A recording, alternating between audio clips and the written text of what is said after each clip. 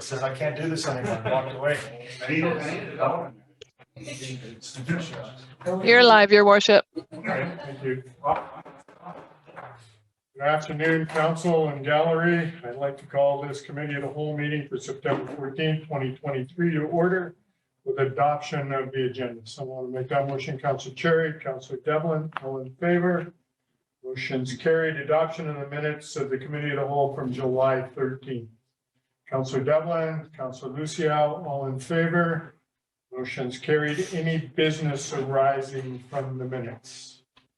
Seeing none, moving on to announcements from the mayor, Councilor Lucia. Oh, pardon me. Councilor. Yeah, Your Worship, just a follow-up quick question on the minutes, just the Grizzly design, Grizzly Plaza redevelopment. Just a super quick timeline update. I was wondering what's our timeline on Mr. Black, actual any physical- comments, or Mr. Nato? Real quick, super quick, yeah. Super quick. Yeah. To your worship, to all of the council, we are procuring pieces and parts at this time. Mhm. Our expectation is to be completed in accordance with the grant terms, which is March 31st. Okay, cool, awesome, thank you. Thank you. Anything else? Any other business? Seeing none, Councilor Lucia, you had a wonderful day for the donations to the food bank. Do you have any Yes. update? I did. We collected over 9,000 pounds of food for the food bank, as well as $4,600 in monetary donations. We had 192 volunteers out to help us, and it was a very long day, but it was a huge success. So if anyone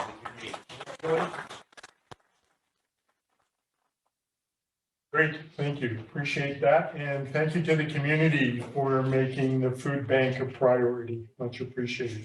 Going to go on to delegations and presentations. Revelstoke Mountain Resort quarterly update. Gentlemen.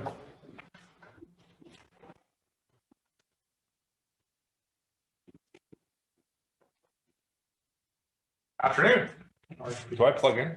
Yep. Just the thing hanging down there. That's good.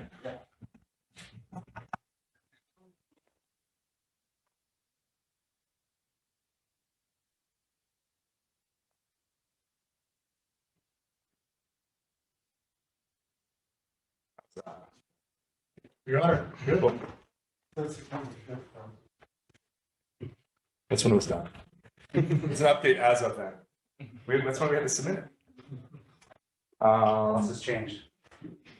Your Worship, Honorable Council, thank you very much for having us. I think we all know each other, so I won't introduce myself.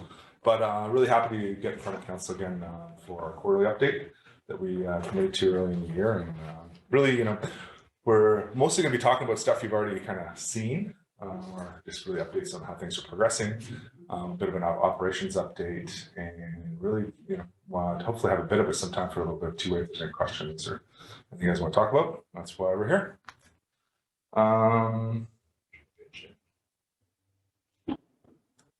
Oops. So, yeah, from an operations perspective, summer was a fantastic summer from a weather perspective for most of the summer anyway. The big news on resort really was this additional coaster line. So coaster 2.0, as we like to call it. Super successful. Really impacted our guest perceptions and experiences, because our number one complaint really was that I got here, traveled here, heard about it, couldn't get on it, or had to wait too long, had to leave. So obviously there's some great financial aspects to having the increased capacity, but the impact on people's experience is even more important, and that's really one of the main driving factors behind wanting to add that capacity. And we've seen a record high NPS score for our guests. So we poll our guests frequently, and we're just under 80% on NPS score, so 77, which is by far our highest summer score ever. We track in the mid 80s in winter. So, and we're attributing most of that to the increased capacity and some other small things that we've done around the resort. From a visitation perspective, set a record for the summer. We were tracking around 25% ahead of our best year up until mid-August. Obviously, things got a bit dicey in BC, particularly when, I think around the 18th when with West Kelowna, I think everyone was, if you're here, when the lights went out on the 19th, when the street lights turned on at 2 p.m. And then the travel advisories from the province really kind of sucked the wind out of the last 3 weeks of August. Yeah, natural disasters are natural disasters. So September so far has been really, really strong. As the weather changed, it's been great. So overall, very, very happy with how our summer went. Obviously, it's never great to have big emergencies in the province, but yeah, thankfully we weren't that affected here.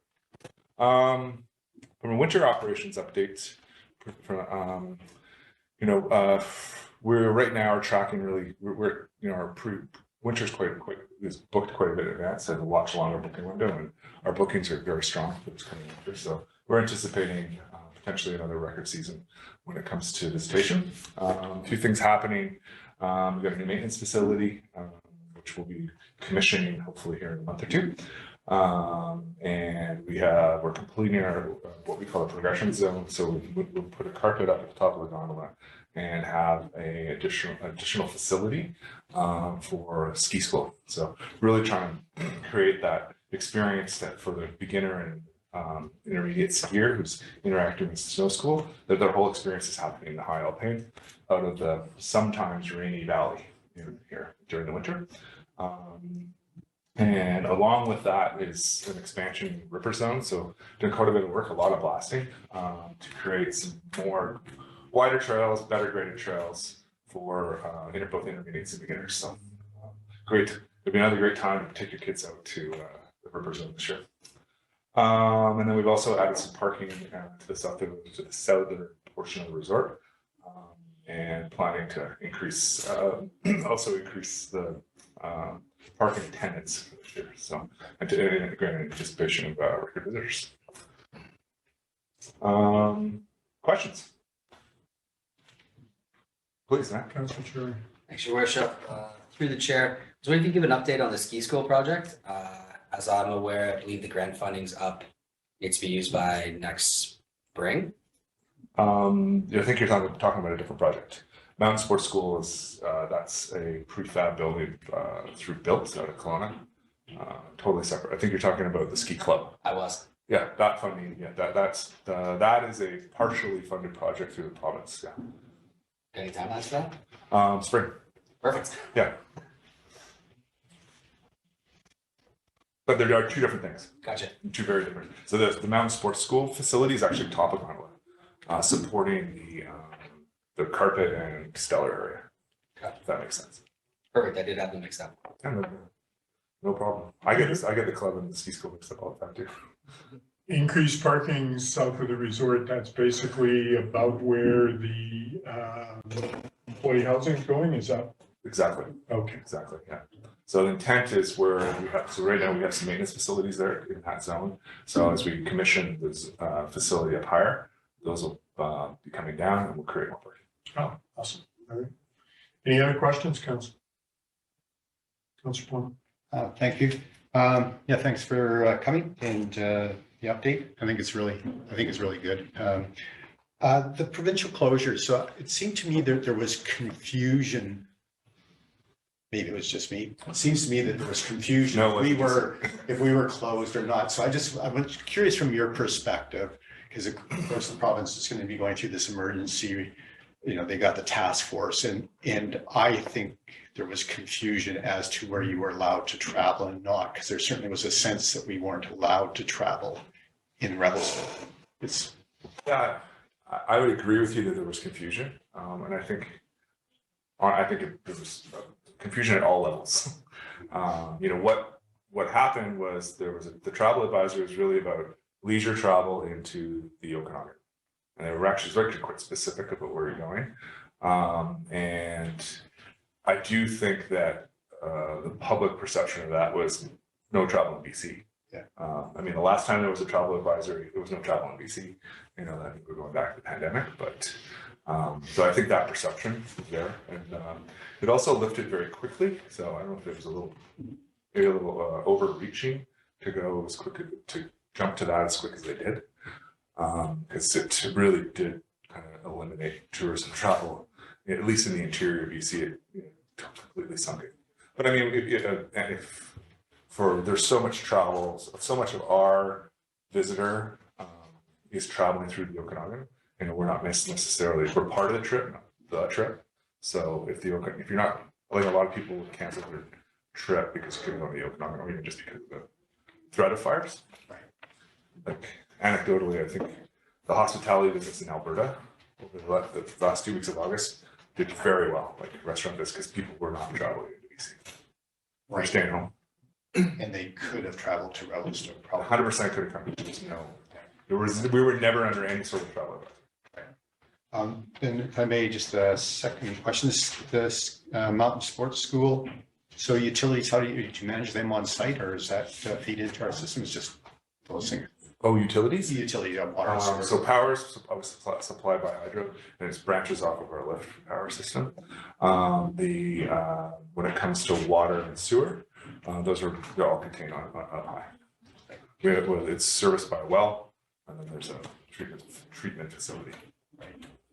And then the third question, so changes to the bus, the integration of the bus system. So do you have any comments as your lens on how that's going?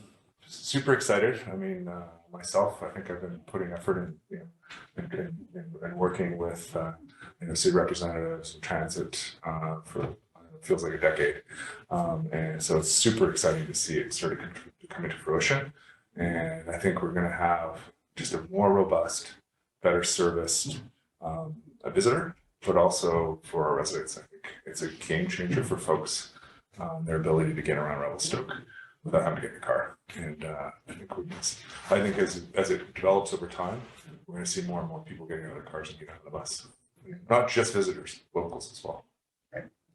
Thanks. You're welcome. Councilor Orlando? Your worship, just a follow-up question related on that topic to Councillor Palmer's question about the bus. In preparing for the last meeting this week and asking staff, I understand there was adjustments to the schedule this past year that enabled more people on South Side and Arrow Heights to get on busy days, like for stagger starts or something like that. Do you guys know about that and the impact of that? And I guess the point of my question is to raise awareness to hopefully get more people on the bus who may not have in the past, but Yeah, and that's something we've always, in the past, because we could pass really easily, worked very close with the operator. And because we tend to be the focal point of any feedback. One reason a lot of our staff are writing it. Two, most of the guests are coming to let us know what their experience is like, either directly or through our survey system. And the operator has been excellent over time in reactive quickly to issues. You project out a schedule, think it's going to work. There's these little details that just make it not as functional, and they've been able to react quickly. Nice. Yeah, and one of the other things I learned is that sometimes what happens with transit is people have one bad experience, then write it off forever. So I guess my appeal is with my goal being everyone get on the bus. If you don't take your car, if possible, give it another shot. Because if it was years ago. So yeah. The way it was, if you've ridden the transit system in the past, this is a totally different animal, I think. Great. So, yeah, again, super excited about it. Do you want to go on with your framework plan, or can we ask a couple questions regarding construction? Yeah, I can step in here and talk a little bit about what we've been doing on the development side of the business, working with Steve and Paul and the staff. This framework plan, I think everybody here has seen. This was a concept that we worked on over the last 18 months or so, and we haven't changed the framework plan. We're taking deeper dives in specific areas around the resort, but we just wanted to come and give you a little bit of a lens into what we're doing. So again, in that previous discussion, we talked about a sort of an idea around strategy of phasing the resort. It's such a big thing, and there's so many great places to do great things. And so figuring out where to start, how to get rolling was a big part of our earlier effort. And this phasing strategy that we have, the area in blue, which is essentially the Cabot Golf Course. If we take the current gondola and we go north, looking at the village, what does that look like to the north? Add skiing services, a little bit more food and beverage, transit drop off, better parking, things like that. And then we also have some things that we were working on in parallel, community housing, some resort style housing, as well as looking at transit infrastructure as well as airlift infrastructure in discussions with the city and the CSRD and other partners. One of the things that the Gallardi family and Peter and his team and everyone really focused on was affordable housing and around our staff. So we've got staff housing phase 1 underway, phase 2 is about to start, and we have some temporary housing that's in offsite manufacture scheduled to be here in the fall. And the more we can get this stuff rolling, the less pressure we can put on the general community. And so that was job 1. It was interesting. We went through the process. We know we have a need for the one building, and in conversation with Tom, it's like, we build the second building, even if we don't fill it with our staff. There's a shortage of workforce housing, period, writ large around the community. So these are apartments. They're not dormitory style housing as we went through. So we're excited to advance these 2 projects. These 3 projects are being advanced by Northland's internal hotel construction division. They're really a cost-effective builder. They may not be the fastest builder, but they're a really cost-effective builder. And when you're trying to have a low burden on your future rental rate, that's important to consider.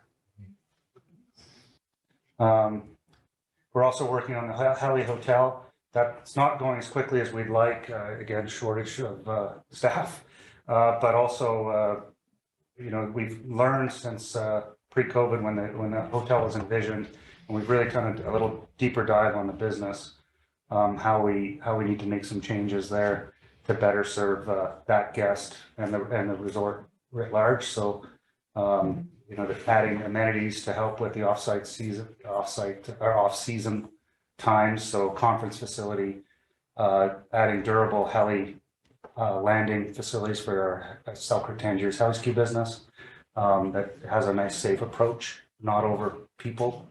And so we're working on that. And we'll be in front of council again with a list of updates. We also want to connect it to the village with a pedestrian overpass. We really think it's important that we can get people moving around the village without getting down to Camosie and over top of those areas and creating that connectivity. Community water system. I think most of this group is aware we're building a reservoir to service Arrow Heights and everything on that side of the Silhouette. It will balance into the system in the city of Revelstoke, create water redundancy and water security across the community. It's well underway. This picture actually predates September 5th, and the walls of the reservoir in and the majority of the pipe. We're hoping to have commissioning this fall. This will provide fire flow and domestic supply for all of Arrow Heights, including the build out of RMR. Working with Steve Black and his team and an engineering group in Nigeria to get this finished. Camosie Road, the main artery that comes into the resort. I think everyone here is aware it's an old road and it's not in the best of shape and doesn't have good pedestrian infrastructure on it as well. So we're in design to rebuild Camosie from the Sutton Place, actually from staff housing all the way to the roundabout at Nickel. We've got sections of it done through detailed design, specifically ones right in the village, because we've got deep utilities that go right through the middle of the parking lot that we need to put in the road. So we've got some things to address there. You'll see from this black and white sketch here that there's a roundabout planned as your arrival to the resort. And so the upper leg goes up Mountain Road. We'll be rebuilding Mountain Road to eliminate a bunch of that angled parking there that creates a little bit of a mess up there. So we're working with the engineering department and how to build this piece of public infrastructure so it's a durable asset going forward. and include adding the multi-use path that will come all the way through the resort to the other side. This is off-site. This is 1210 Douglas, which is just down the hill over here. It's a piece of land that came with the resort when Northland ended up with the resort, and we're finally going to move forward with some much needed housing on this project. It's this picture is from a couple of weeks ago. We're putting in services right now. We've got a foundation permit and application. Development permit's been issued, and we're ready for building permits submission pretty quickly here. Our intent is to get that foundation permit and get moving in the next 4 weeks on foundations, and hopefully be approaching Paul and Kenny for occupancy late fall next year on all 26 units. We're not bringing these to market right away. We don't have a solid strategy on what we're going to do with these, whether or not we're going to retain some of them for rental, whether we're going to retain some of them for employee purchase options, or how we're going to approach them. But yeah, we're excited to start adding housing to the market here. These are all ground-oriented row homes, so everybody has their own garage, their own entry door, and they have their 3-bedroom, 3-bath units. Cabot Residences. So this is a branded residence and clubhouse project that is currently in development permit review with the city here. We're pretty excited about this project. It's 79 luxury townhomes, oriented around a resort buyer, try and get those folks that are really interested in Revelstoke to buy at the resort and come and visit the resort. The design is 6 different buildings, all separated, so we can build it in phases, anchored by a clubhouse and the golf course. Community housing. So this is basically what we call the lower bench, or the Nickel, the airport bench, and that's the intersection of Nickel and airport, just behind a private holding, and we're looking at a medium density development in there with a small lot, single family, with accessory dwelling units, row homes, townhomes, a mix of units. We should have our first subdivision application in front of city staff for review at the end of this month or early next. Our intent is to service this in the spring and continue on with our construction efforts from Douglas over to here. We want to continue ordering this housing. Again, this is housing that through the zoning update is committed to non-resort housing. It's not short-term rent. It is either for the market for staff or long-term. We're not 100% sure exactly what the mix will look like, so we'll be doing about 1/3 of this concept oriented towards Airport Way and Lee Road, and build the connection from Spruce through to Lee all at once. This will be serviced with sanitary sewer tied into the city system, and looped water through there.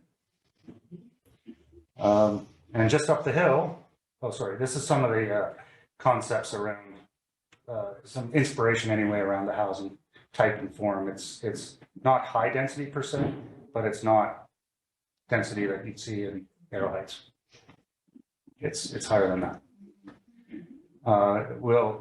This will evolve over time, and part of the reason we want to do this in phases is we'd like to have a smattering of offerings. So we'll have small lots with ADUs, row homes, and some stacked townhomes, and see what the market and the people that are here really want.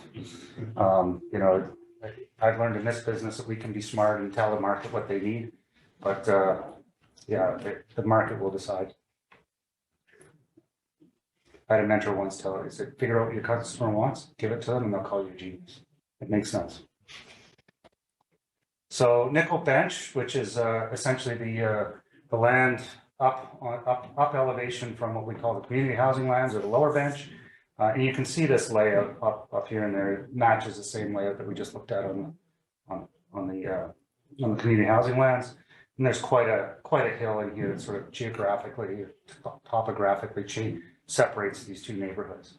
This upper neighborhood will be more resort style housing. It'll be anchored by a golf practice facility and short course potentially. And our intention is to repurpose the old McKinnon Barn area into the maintenance facility for the golf course.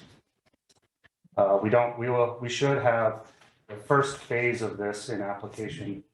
We're prioritizing community housing lands and then this one.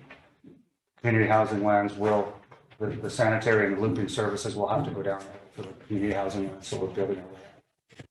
But then again, this is more resort oriented housing. There's quite a demand for lots on the ski hill. There's no lot inventory, and we're finding that demand forcing its way out into Revelstoke, and they're driving prices of houses in town proper and around up. So we're hoping to attract those buyers, those resort oriented buyers to the resort. And then there's some sort of inspirations around some of the housing that would be in there.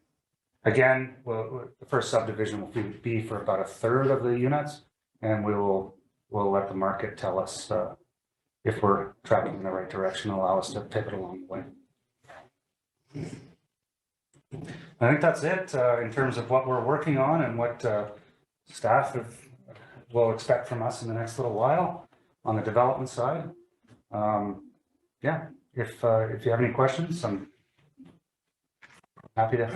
Thanks, Jason. It's really refreshing to see that the projects are on the move, that you're working on them and whatnot. And really appreciate the fact that we're seeing these things start to unfold.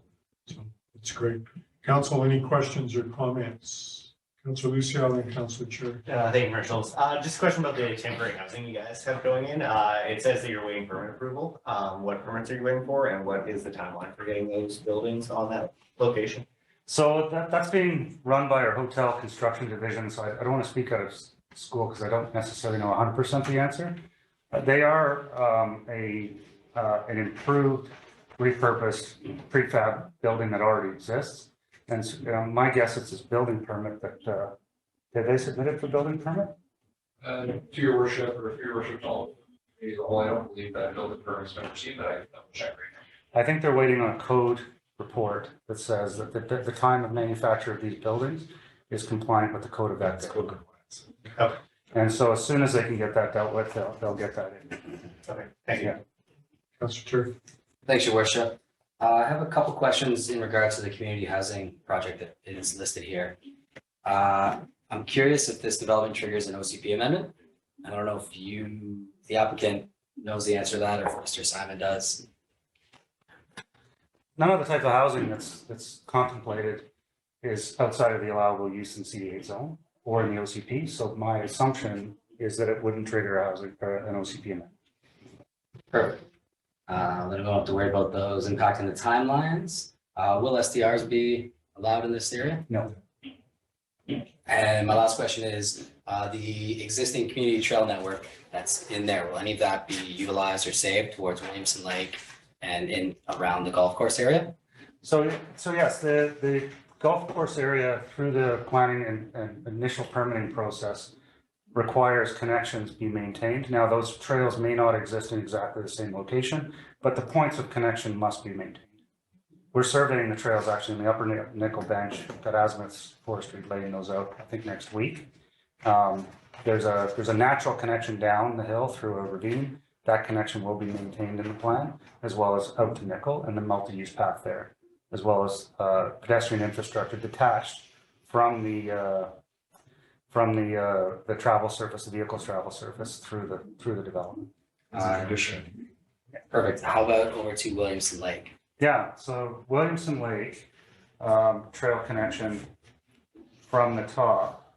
There's it's not the best map. If you go to the Yeah. go to the facing flowers, you can see it better there. Yeah, so there's essentially a ravine through there, and the trail connection, both from the community housing lands as well as the upper bench, are maintained through all the concepts, and we'll make it through the same You can sort of see this natural ravine through here. That comes down to the bottom of the hill, and then there's at the toe of the slope, there's a trail that runs all the way around, and then there's a trail all the way around Williamson Lake. But no, it's that pedestrian opportunity is a community asset, but also a neighborhood asset. And so people in that neighborhood are going to want to see that kind of connection. Otherwise, they're going to pirate that connection, just like the community will.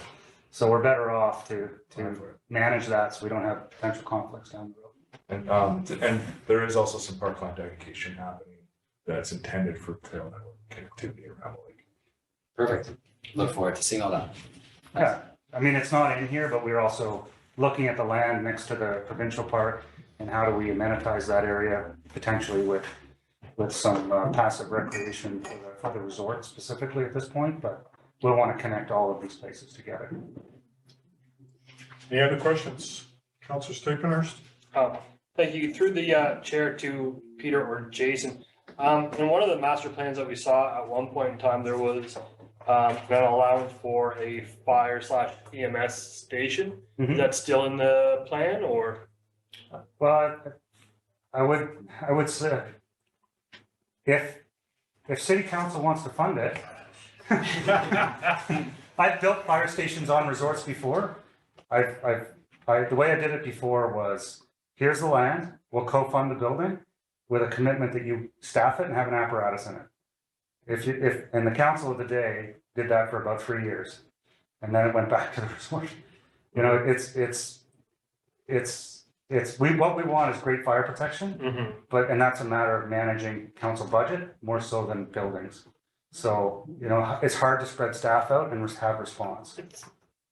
Through the chair to Jason, it's a little bit of a complexity with emergency management and response, and as you know, like you know, time frames and response times and all of that. And part of that is having like a strategic location that you can respond out of. And then, you know, my only concern and the reason why I asked this question is because one, you know, at one point in time in one of the master plans that we've seen that's maybe since been amended, I thought I saw, you know, like a central location for a fire EMS station.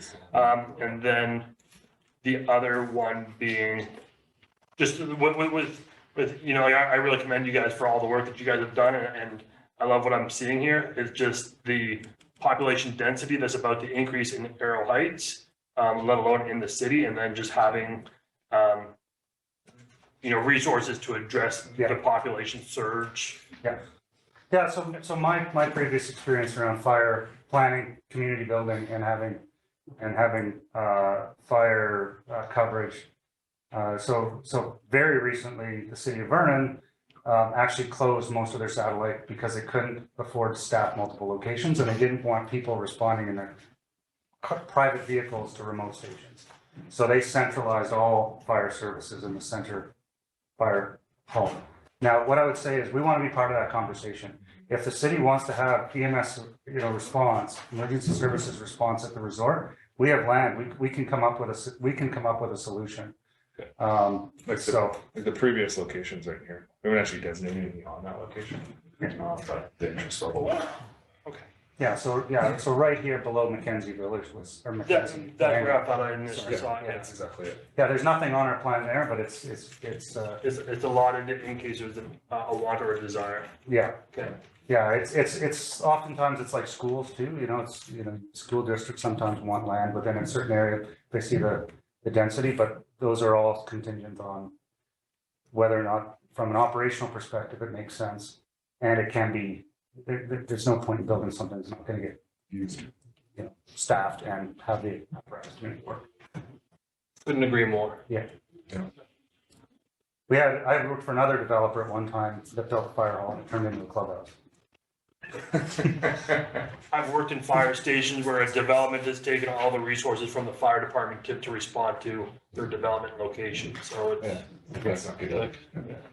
Yeah, we want to be partners if the city, you know, fire chief and staff and council want to see, you know, a solution, we want to be part of the discussion. Thank you, appreciate that. Absolutely. Yeah, I mean, it's a benefit for us, for the fire, as long as it's staffed and there's an apparatus. Couple of key ingredients. Any other comments? Councilor Palmer? Thank you. Yeah, thank you for taking the time. I think obviously by the questions, these sessions are valuable. Just a quick little suggestion for the next time you come, change your cursor into some big red dot or something you really can't follow. But anyway, Laser pointer. yeah, or something, yeah. The conference space. So how many people would be able to, how big of a conference can you have? 300 plus. 300 Yeah, plus. plus? Depending on how you look at it. A bit bigger than that if it's not for dinner. And we're in sort of active discussions on the multiplex building and seeing where that evolves. Is there an opportunity to create even more capacity between the two, so we're much bigger, or bigger, not necessarily much bigger, where there's we can be attracting larger conferences than 300? Yeah, I mean, I would say like in the Kootenays, these small communities that are mining centered, they all have mine rescue conferences that take over and the ice comes out of the rink, and those are significantly bigger than 300. Yeah. So yeah, there's definitely opportunities for that, and I think this facility would be a great support to that because we can create breakout opportunities, small committee, smaller, like 100 people can meet. You know, they could be. We'd love to partner on a big event where we can fill up some of the shoulder season because that's when the rooms will be available, and yeah, I think we definitely don't have the rooms to fill those up typically, so we're excited to see what the community in general can attract for events and conferences. Right. Yeah, and I mean, if modern design of those types of facilities typically is thinking about in the design cell of how you can utilize it outside of its primary use, which is obviously hockey or whatever, or ice sports and other sports, but the ability to utilize that facility in other ways, particularly around conferences with people or boat shows or whatever it is could be quite a lucrative revenue stream just for the facility, not to mention the impact it has on the community for attracting visitors. So just we're going to be discussing that a little bit further, but I agree in general. One thing is what I'm hearing from the community is hockey can't be the predominant thing in the multiplex, and but making sure that we have a facility that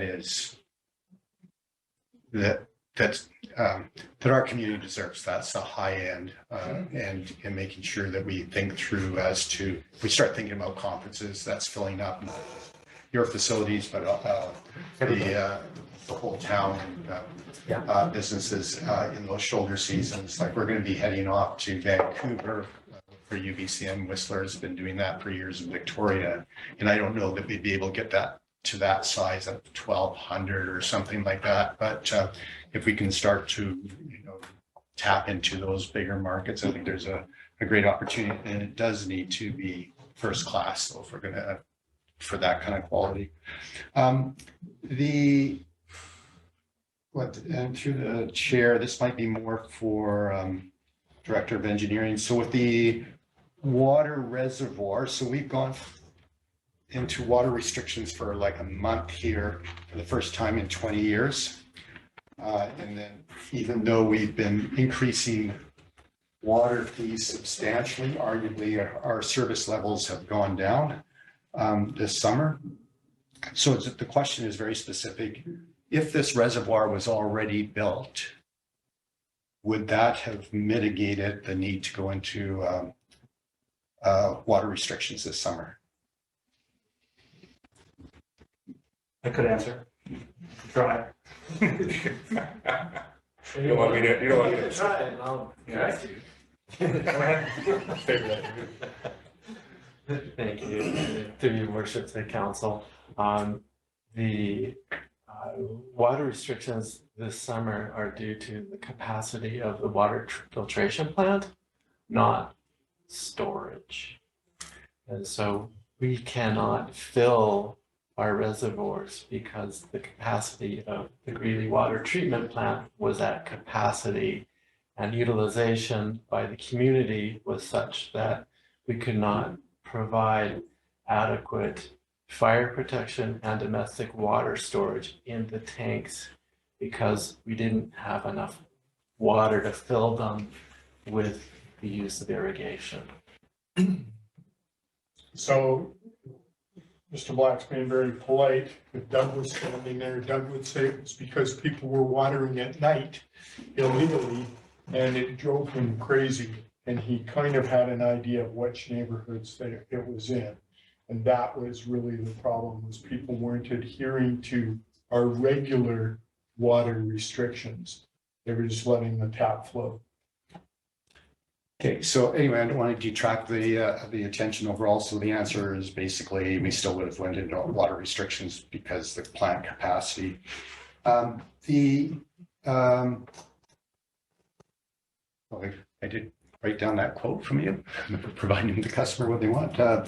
It's been a good one for me. Just further to Councillor Cherry's question. So on the trails, of course, you know that I'm very interested in that. So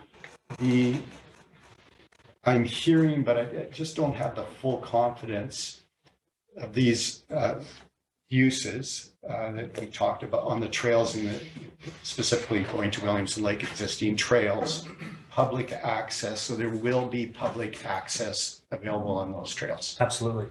Good. Yeah, that's the point. We need to create non-vehicular access around the resort. And we are not going to staff a toll gate. Good. And if you don't give them someplace, don't give people a place to walk, they will walk wherever they want. Well, they'll walk on the golf course and get hit by golf balls. So that's not good for us either. And then just a slight technical question around that too. So you mentioned parkland dedication. Is there new parkland dedication or do you already have that in the bigger plan? The bigger plan. It's to do bite-sized pieces of parkland dedication typically doesn't serve a municipal interest. I agree. So we're working on a master parkland dedication plan. So some of those might be lineal parks, i.e. the trails kind of thing then? Yeah, more around, the previous discussions were more around environmental protection into perpetuity. Okay. So trail access, we've got trail requirements in the OCP. Right. And honestly, I don't think it's in the public's interest to have resort trails dedicated, because you probably want the resort developer and the owners at the resort, so homeowners at the resort to pay for the maintenance and upkeep of those trails. Okay, great. Thank you. Any other comments, questions from council? Councillor Orlando? Your worship, yeah, thanks. Sorry, I'm just thinking of this question as I think here, but it's related to housing. As is indicated in your report, there's some timelines on the phased development of the staff housing. I guess more a question of capacity for your staff in both building that housing as well as the pressure it will take off of general housing issues in the community as they come ready for occupancy. And I'm wondering if there's any insight, just because, you know, housing is a concern for everyone, for every business in town, in terms of like what kind of numbers you need and whether, you know, we can see any relief. You can sort of see it in the future when, you know, you get, for example, the first phase up, and that's going to mean a lot, you know, that's going to take pressure off elsewhere and meeting your capacity. And just, yeah, I mean, I realize that it's you're running a business, and I'm not asking for anything that you don't feel comfortable sharing in the public. I think it would just get everyone a better sense of, or would help in terms of their sense of where we're at and where we're going to be down the road. Well, I mean, I think with each building, so they're 92 unit buildings, that's 92 apartments. There's 92 housing units, you know, so the first one will provide relief, and then more relief. I mean, there's the operations of town, just how we operate all of our businesses and city, and there's that pressure. But we have this additional pressure of construction, so housing people. Kind of ironically, why we're doing this expedited housing is so we can try and get the right people to build the housing we need to relieve the pressure. Mm-hmm. But so I really do see, you know, every unit counts in a major way, and one of these buildings is significant. think about that, how big that is comparatively to any other project it gets built here, and none of it's going to short term, zero. It's all going to people who are working full time in town. So it's going to provide immediate relief. And the second will need more so. How many housing units do we own currently? That's like, I would say. Well, owner, right now we're housing just short of 400 people. Like off of the Yeah, either resort sort of rental. hostels. So at first phase, 92 units 92 is units. times 1.3. It's like 150, 160 people. Okay, okay. Yeah, it's a mix of types. Significant. Yeah, like this is an apartment project. This is not a dormitory project. Then you have your own kitchen, washroom. Yeah. Two and one bedrooms. 2 bedroom and 1 bedroom units. Yeah. With some shared amenity space. But. Thank Yeah, you. like the hostel and the cube, for example, are, things that were in short-term rent that are now in employee housing. And it's our intent likely to keep that close in time. Yeah, we'll keep those. Thank you. All right, I forgot to mention one thing. I just wanted to recognize Steve Black and Ingrid Braun on their work on the transit file. And, it's been how challenging it's been. So I just want to thank them publicly. great, thank you. All right, gentlemen, thank you, appreciate your time. Thank you. Thanks for the update. All right, council, we're gonna move on to 9A staff reports. Thanks. Thank you. Thank you.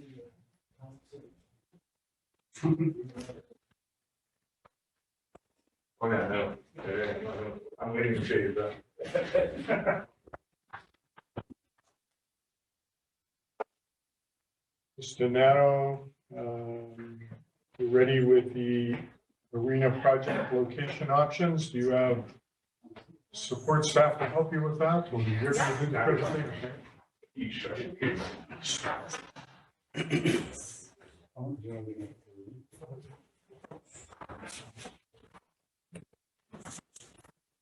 So in your package, you will have just a staff report outlining how we came to the 2 recommendations that we have in terms of location options, along with the matrix that outlines the different parcels that we identified in Revelstoke.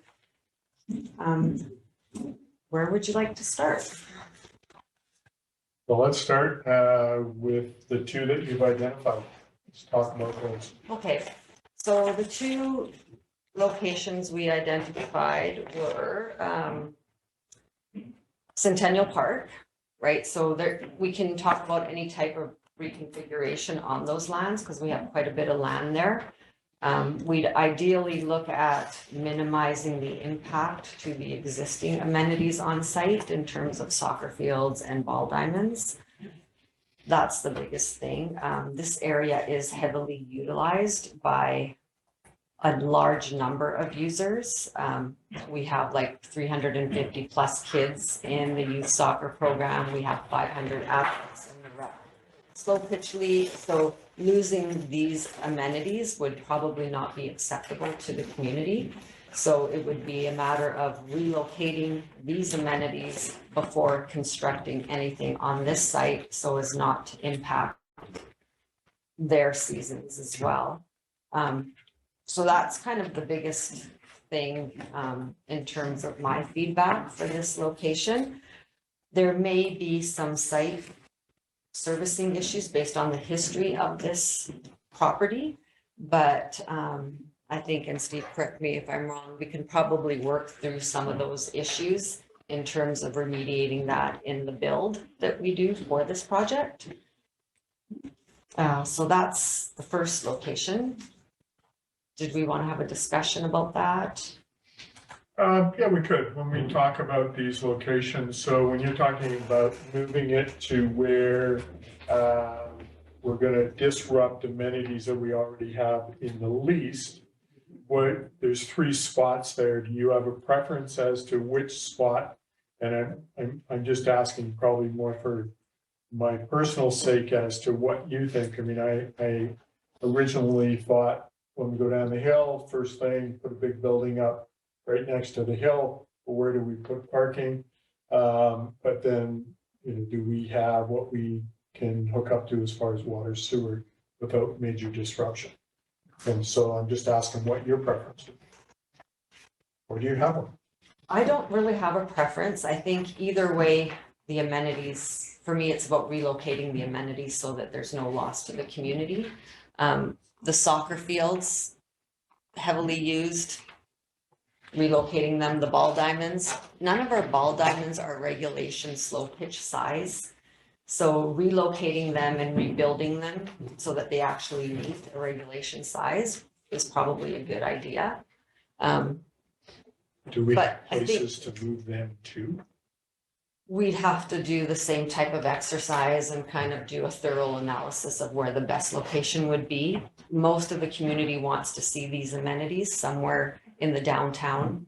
Sure. Right, so that they're easily accessible. So that is one of our biggest challenges, is that we don't have a lot of city-owned land downtown that we could redevelop on. And I think also to be aware of that when we do redevelop these amenities, that would include washroom buildings, parking lot, that type of thing as well. It's not just a field. We need more than a field in these spaces because they are heavily utilized by the community. Any comments, questions from council regarding this space? Council Luciano and Council. Thank you, Marshals. Yeah, obviously, I think it would be difficult for the two sports that would need to be relocated when we look at the Little Bear tournament that we had over the weekend and the amount of people that were out there. And down in Centennial Park, it was astonishing how many people we managed to get down there playing sports. So I think if this is considered, it would be worth talking to minor ball as well as youth soccer and adult soccer, just to let them know about this. I know it will be a challenge for registration, especially kids or parents with multiple kids at multiple age groups. It's been really beneficial to have all the soccer fields together, so you're not having drop-offs at separate fields for separate kids. So I could see that being an issue moving forward. I kind of figured that this was going to be one of the best locations for this, so I kind of knew that this was coming. But I think, yeah, in bringing the other sports into this is important, because if not, then we're prioritizing one sport over another. So that would just be my caution for using the space. Thank you. Council Paul? Yeah, I'd be interested in hearing this, the director's view on the second or the report here, and I do have a few questions after. Good. Any other comments on Centennial Field before we move on? Being done? Oh, sorry. Councilor Cherry. Sneaking in there, thanks, your worship. I think when it comes to cost, relocating baseball diamond is a lot cheaper. Something to consider. I'm curious, when we're looking at this this site versus the other one that's been suggested, which one would be significantly less on taxpayers to develop with a rate? I can't answer that question. I think we'd have to do a more thorough investigation of the site for site servicing requirements. Each site comes with its own challenge, like with the Oscar Street property. While there'll be less disruption to community users because there's currently no amenities there, that site is reserved for affordable housing, so that would dislocate a component of affordable housing. But also, I think we had previously discussed some type of road realignment in that area that may be required if we were going to have a multiplex in that site. So there's costs involved with that as well. Okay, I appreciate that. I do think that the current location for the rink gives a lot of opportunity for more community housing as well. So there may be some offsetting there. But I do appreciate the answers. Yeah, so with the second site, we've identified Oscar Street. It is one of the centrally located or centrally owned city properties. As I mentioned, it is reserved for affordable housing. It's currently, there's a master plan currently being developed for that site. So we could consider some type of recreational amenity on this site to help to complement the housing area. it is still close to town, still easily accessible. As I did mention, some type of road realignment might be, we might need to consider that in this area. I think the site servicing would be the same for both sites, would it not, Steve? Like there's water and in the vicinity. Yeah, through your worship at the council, the overall servicing costs in relation to the project costs is minuscule. Amenity impacts are going to be the biggest in the community, but the infrastructure, water, sewer, roads are going to be very inexpensive in relation to the overall project cost. Both locations are serviced or their service is close by. And so staff is not worried about either location that's been presented as far as providing water and sewer services.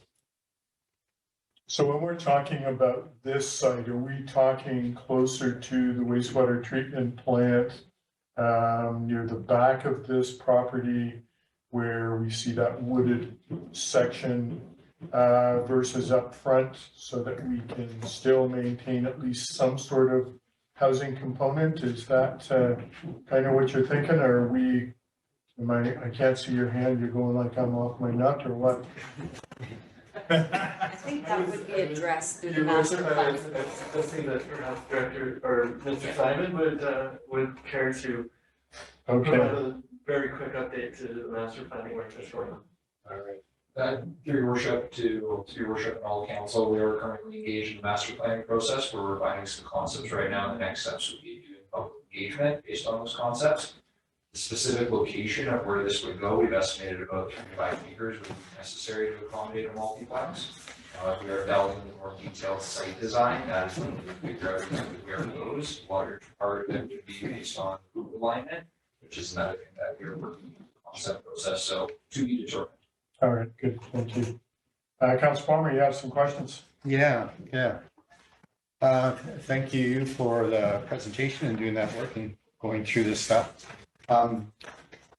So my first thing I just want to mention, and I've alluded to it earlier, we're talking about the arena project, and I think we really need to get away from that title. And I would love to see it branded in a way, I personally like to call it the Mountainplex. It's something that's unique for Revelstoke. I think that it's really important that it is a multiplex and is branded as a multiplex and communicated or a particular branding for our community. So it's just a little thing, but it's how the community is going to be receiving this in the future. So that's just sort of a general comment. I was thinking maybe we might actually want to have a competition with the public as to what is actually it's called, a naming contest.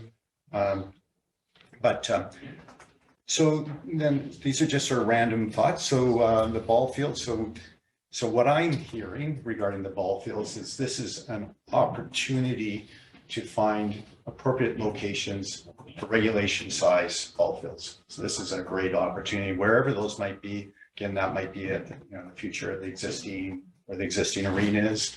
I'm wondering, they're gone now. They said that they've got land if can work with the city. Maybe one of the ball fields is up there, and then that provides some shoulder seats and stuff when they have the big conventions. I was thinking, well, maybe it's going to be the North American Softball Convention in some fall, and we're going to have thousands of people coming to Revelstoke for that. Going to the Oscar Street and the issues around community housing in the master plan. So we're in this little bit of a catch-22 or chicken and egg thing on master planning. And I'm thinking that needs to be referenced at least at the very minimum in the master plan. In general, my tendency is to Centennial Park. However, on the merits on the Oscar Street is we keep on promising that the sewer sting is going to go away, but as long as we got sewer, sewer for all the history of mankind, humankind stinks. And so in one of the problems I have with affordable housing in location, because it's traditional, push them off to the margins. You know, that's happened with trailer parks in the past, pushing them off into the margins. And I'm concerned about just having a affordable housing in a particular area, and the stigmatization, can't make up a word, but the stigma associated with that. And so that to me is a possible compelling reason to add that on as a benefit to that area. And then looking where community housing can be blended in the community. So those are just some of my initial thoughts. I'm wondering what our next steps are. Yeah, that's it. Mr. Nano, comment on next steps. Next steps, once I have council's feedback on site, I guess we would need a formal resolution from council. So this would, another staff report would come to a council meeting. So we would have that conversation at council. Formal resolution identifying the preferred site for a multiplex. And then further on in the agenda, you'll see a terms of reference for a steering committee. So working with that steering committee, we would work on design concepts based on the preferred site.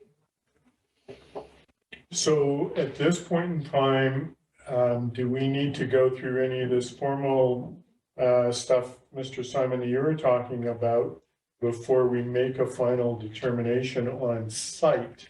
Or is Councillor Palmer put it, the chicken and the egg, what comes first as we move forward here?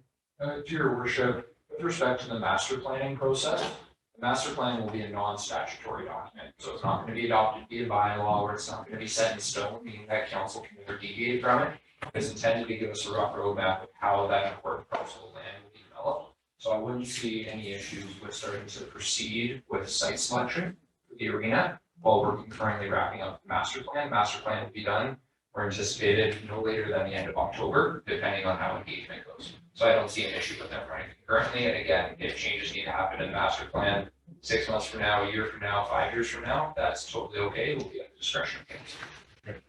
So from council's perspective, do you want to talk about maybe final determination as to which we think is best, or do you want to have further discussion on that, Councillor Chair? Thanks, Your Worship. I was curious if we're looking to choose a location now based on this report, or if we should investigate further on these two locations, knocking the rest off the list.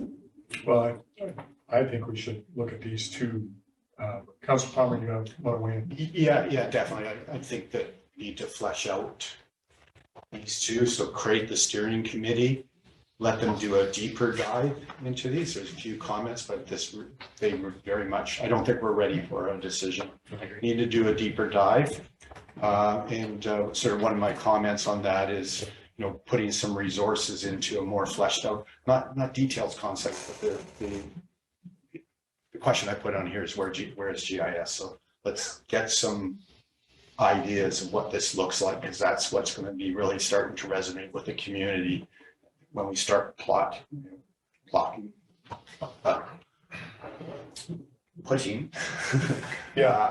things on maps so that we can start to visualize what those look like. And you're right, and I think you both have nailed it. We need to kind of look at it from that perspective, and then be able to have a steering committee look at it to go out to the community and say, that's kind of what we're thinking and the reason why. Am I barking up the right tree here? Yeah. Can I just, Mr. Parliament or Mr. Nano? Go just ahead. some clarification on what you would like to see?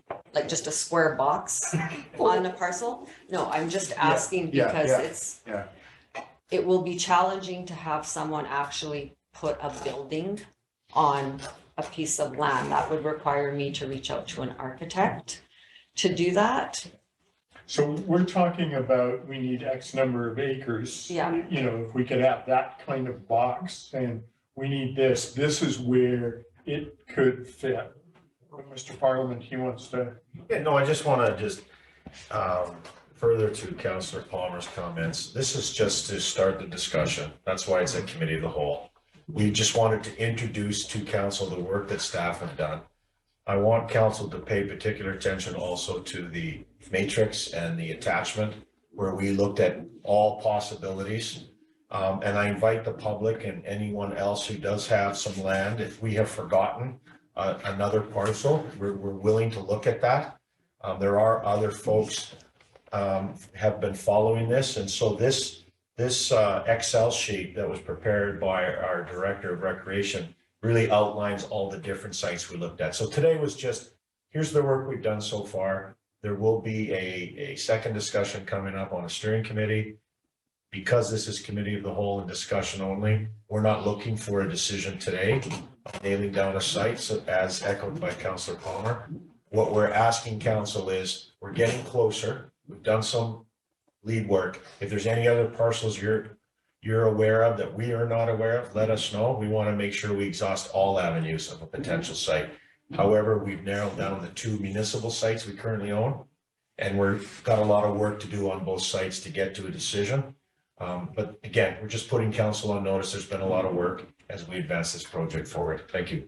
Okay, Councillor Palmer and Councillor Steven. Thank you, Mayor Sosia. Just in response to the director's question specifically, as we go, how much resources, like we spend quite a bit of money on the communication strategy. And so we're investing into this thing more as time goes on.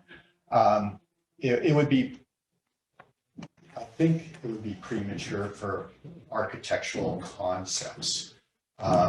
Certainly the plan view of where the land is, I think you probably have that information. Okay, here's the kind of sizing we look so that you have that. Whether it's populated with boxes, so that's clear that we don't know what this thing looks like yet. We definitely don't want to go back to the Grizzly Plaza thing where we put a woodshed. Yeah, so we definitely don't want to do that again because it will kill the whole thing. So that's sort of general, and then that timing for whether it gets down to that architectural thing, but I think we're not there yet. Yeah. Oh, and if I may, just one thing. So I just further on the chicken and egg regarding the Oscar Street master plan, that's ending it. So that's just going to continue. Hopefully at least a reference of that in there. Thanks. Councillor Through the chair, your worship. Yeah, one of my concerns moving forward is proceeding down a path and then encountering a showstopper somewhere. So I don't think we're at the point of making a decision at this point. For example, in the past, when I was years ago on the golf course committee, we were looking at options for the clubhouse, and then you discover the historical complexity of how the who owns the land and what sort of covenants and other requirements are on it and environmental restrictions. I do have a specific question of staff, and that is, given a little bit of experience on the Parks Committee and other development work in Centennial Park, and looking at this spreadsheet of different available sites, it says for Centennial Park there's no immediate site constraints and some minor slopes. I'm just wondering, because it's my understanding there are 2 separate landfills in there. One was primarily mill waste from the past. The other was a more proper landfill that developing that site, digging in under the clay cap there. And there's 2 separate areas which are diked off separately. You can actually see them from a satellite picture. Is going to trigger other environmental remediation requirements at the provincial level. And also present unknown engineering concerns with using that site. In the past, as everybody has probably seen who's walked down on the shore there's those cars that are at the the foreshore, and every year someone goes, why don't you guys clean this stuff up? The answer to that is that would trigger a whole lot of other requirements, or at least it has been in the past, that if you start pulling those out, you could be exposing other contamination of which is unknown, and you're opening up a can of worms by doing something to make a change. Or in fact, it's thought or believed, I could be wrong on this, that those hulks were actually put there as a buffer to help hold things together when they were decommissioning or coming to the end of the landfill down there. So my question is just related to under that category of environmental topographic constraints and impacts. I just see, for me, I have red flags and concerns about looking at the Centennial Park location based on that. And I'm wondering if there was further investigation, what the cost of that is going to be and what that may turn up, and whether there may be, like, for example, when it comes to building beyond a sports facility or like a field, an actual building, that there might be some riparian setbacks, that kind of stuff, that are going to create more issues for us. So long-winded question, but I thought I'd hand it over to you. Thanks so much. Steve? Mr. Black, didn't you say we could float a pancake on a dime or something down there? Through your worship to council, I believe the question, if I may paraphrase. Sure. There are constraints in the area that are unknown. Should we be quantifying those at this time to better understand the implications to cost? I would suggest that you've raised some very valid points. I would suggest that if, in fact, it's a draw on, or if it's an even evaluation for a couple sites, that might be one of the determining factors that we would then implement a geotech study, or with the proper landfill folks to come out and have a look at that sort of stuff. I believe at this point in time, we do not have a footprint to look at. And so that would then determine the size of the study that would need to be done, including any other environmental constraints, caps, et cetera, That would then drive the costs of the infrastructure to support a new facility. So we will get there, especially for any site adjacent to the river. Obviously, the other side has fewer constraints in that manner. Generally speaking, the community is blessed with very good materials because it's all river sediments, and so we don't deal with a lot of organic materials. So we are in pretty good shape as far as foundations go for most of the community. So do we know how long we've had ball fields and playing fields down in Centennial Park? We put in there in the 60s, or? Yeah, I would think 70s, 60s, 70s. I'd have to speak with Kathy English regarding that for sure. I don't know. Councillor Orlando, did you have a follow-up before I go to Councillor Staples? Yeah, Your Worship, and I do appreciate the response. Just because of the unknown part of that is my concern. As we know from the playing fields down there needing to be leveled, these are resettling just simply on the weight of lawn onto grass on top of them. So that's something. Another issue is Mr. Black referenced alluvial deposits as in the sediments. My concern is that in fact we are dealing with historical wood waste from the mill going back for a century, and we have 30, 40 feet of it. In fact, the whole island is wood waste or part of the area that is put off by riprap. I don't know, but my worry is if we get down that path and then we get in there and then we figure it out, we're going to be right back here a year from now with the same thing. So I don't have an answer to that problem. I don't have a solution. I'm just expressing through my historical knowledge of with no engineering knowledge, but my historical knowledge of what's going on down there, that is concerning. So. If I may, typically because it is a grass surface, that settlement is due to the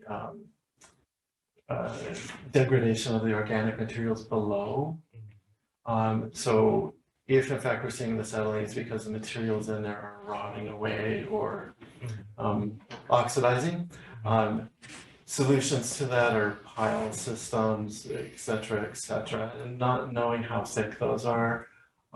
Again, we need to know the weight of the building in order to justify the study so that the geotechs can tell us what we need to do to support a pool or a three-story building, et cetera, et cetera.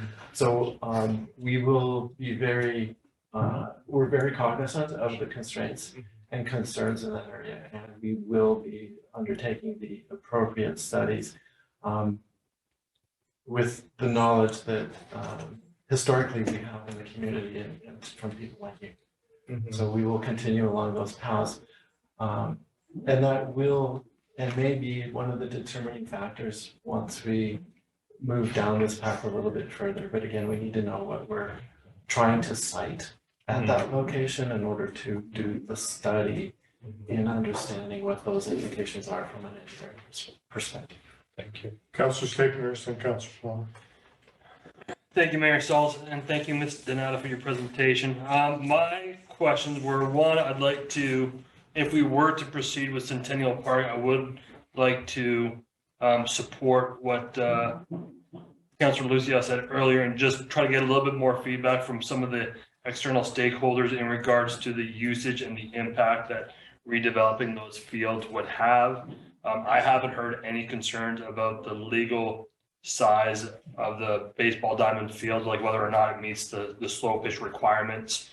So that would, I'd certainly appreciate that input. And then when I'm looking at the site evaluation criteria, I'd like to know a little bit more about the CPR lands that have been identified. While that's not being presented now, I think it's worthy of a discussion because it's noted in the paperwork as being a good location.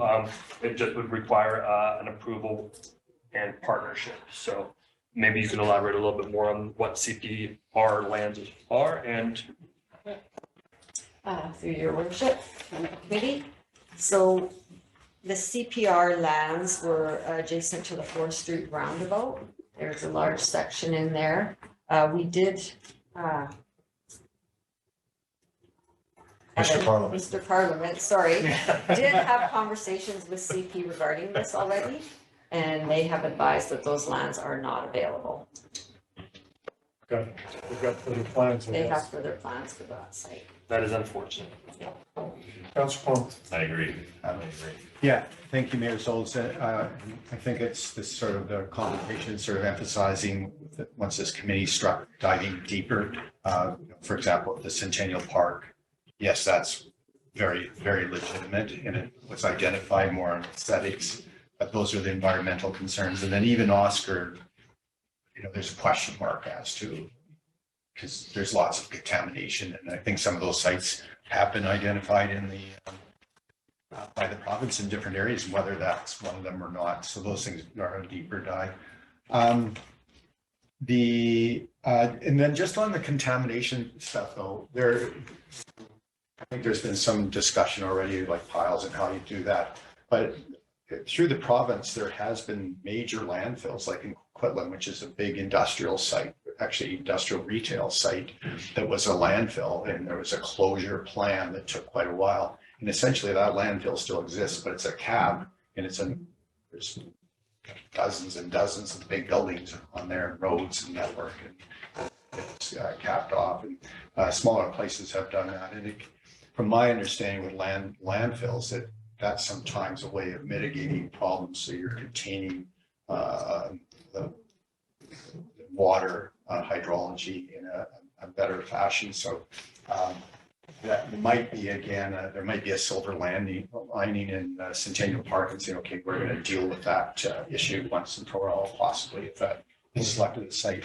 I do have a question on, I don't know if it's an error or just a misunderstanding on my part. So Centennial Park showing land ownership as private. Is that just a placement error or am I reading it wrong? That's an error. Okay, so that should actually say city and zero. Yeah, okay.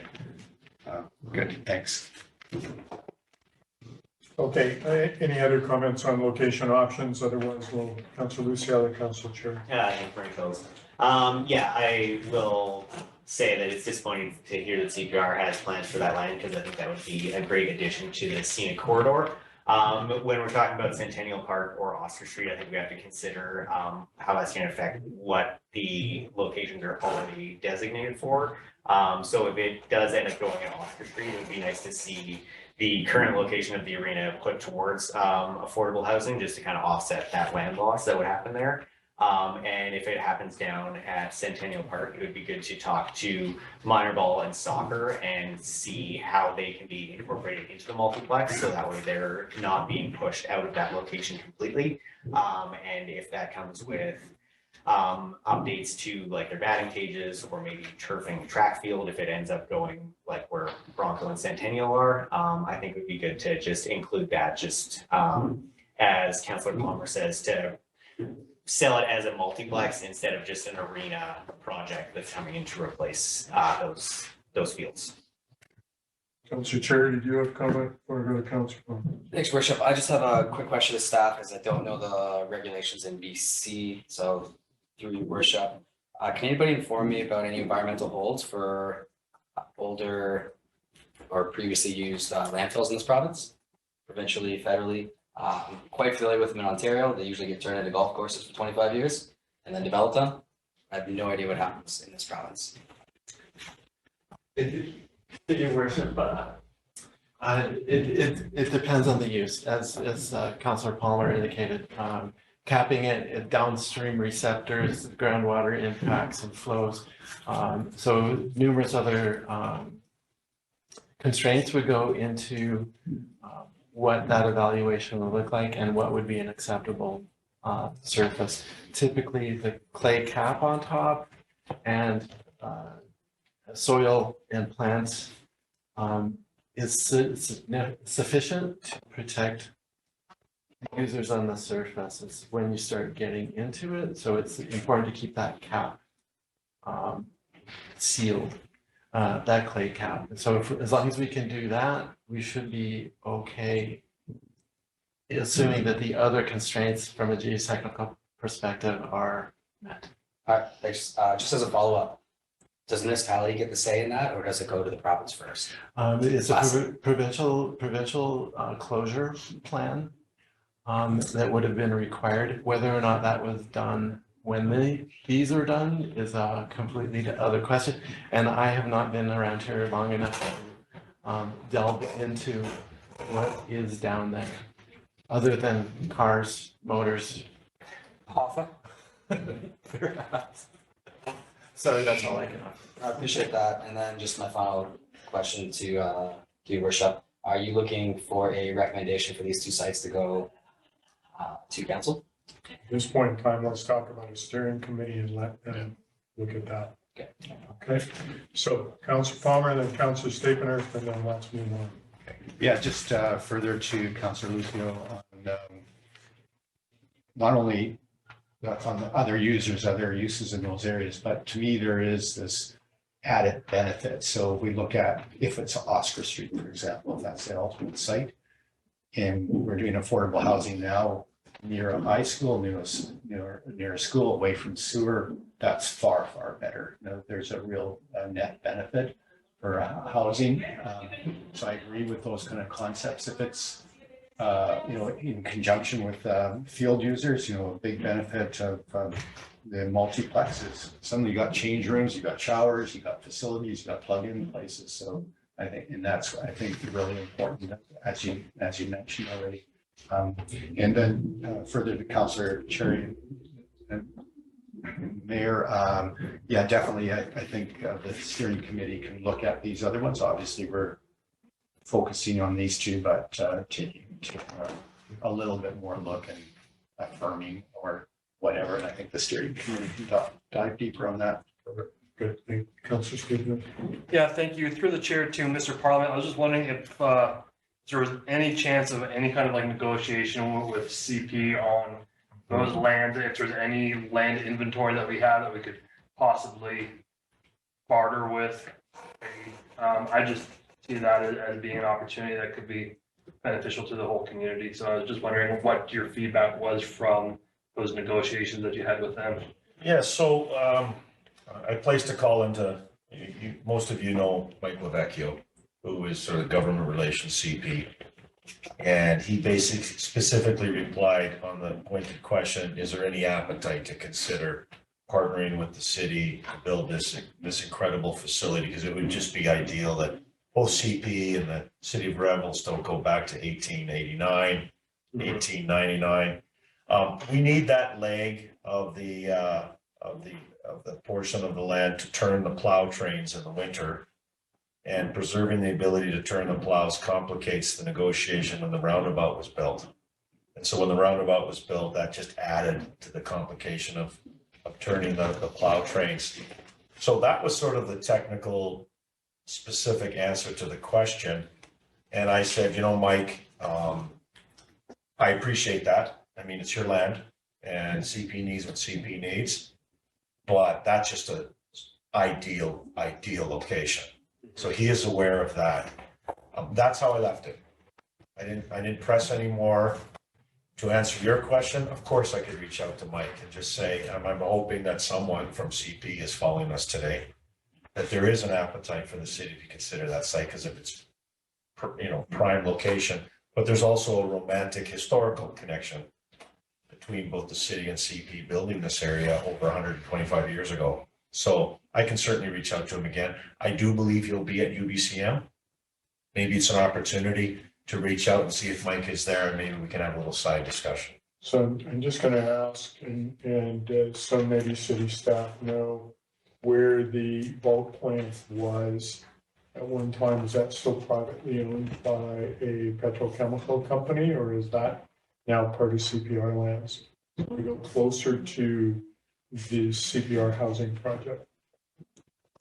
Your worship, I'm not sure who owns that land. Yeah, that's fine. That's just a thought too, because The land's behind the complex toward the highway. it's on the, if you come closer where the housing Yes. stops, just beside that is basically an area that's blocked off that has Oh, I know what you're venting and whatnot. Right. Well, we can ask him. Yeah. So we'll find out who owns Let's that. see if we can set up a meeting during UBCM. Yeah. I think, if I may, through the chair, I just think it'd be, I'd be, I don't know how to describe it. I think it's an opportunity worth exploring until we have a firm no. I just think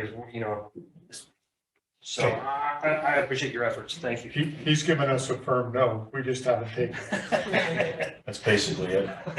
How do we get to yes? That's exactly it. All right, so let's move on to the steering committee terms of reference. So Mr. Neto, comment on that, everything's in the report. How do you feel? Your worship, so I've identified, if you want to review the actual steering committee document, if there's any comments or questions from council on the tasks or the structure. We've tried to involve the steering committee in aspects of community feedback, site evaluation, design, guidelines, and further discussion on anticipating costs and different funding models. And then in terms of the structure, we've got one council member, one representative of the curling club, one representative of youth ice sports, a representative of the junior A hockey team, 3 citizens at large, a representative of Tourism Revelstoke, and 1 representative of the Chamber of Commerce. The reason why I structured it this way was in terms of the youth ice sports, during the community consultation process, each of the groups was very aware of the needs of the other groups. Like minor hockey advocated for figure skating advocated for minor hockey when we had individual meetings with them, which was really interesting to see. And I think there's a good partnership and relationship between the 2 groups, that we could have one representative bringing back feedback from both groups that would help evolve the process without having the need to have a rep from each of the ice user groups. The junior A hockey team, they have their own needs that are quite different than the youth sports, so it would be important to have them at the table as well. 3 citizens at large with one with a focus on accessibility, because that will be important for the new multiplex to ensure that we have all the accessibility requirements ticked off and that the building actually flows the way it's supposed to flow. So that would be very important. And then a representative from tourism and Chamber of Commerce. Councillor Paul. Yeah, thank you. Thank you for that explanation. That's good. What I noted when was looking at this is, and it's just, I'm repeating that sort of cautionary thing on the ice aspect of it, because there's the 3 groups, but you've explained that quite well. With the 3 citizens at large, so the accessibility, I think that's good. I'm wondering if there's something sort of specific like outdoor recreation or these other recreation groups and how that, I know it's kind of this endless discussion as to how broad you go, and you don't want it too broad, else it just gets too watered down. So this might be just good. The other one, you know, I'm thinking sort of after we get to this original stage of these sort of this conceptual thing, then we start to get into more sort of detailed use, whether that's a second stage. So where you get into the more the users at that point. So it's just some ideas. The other is comment that I have is on one council member for sure. Possibly 2, because it's such a public entity. The mayor will be ex officio on that committee anyway.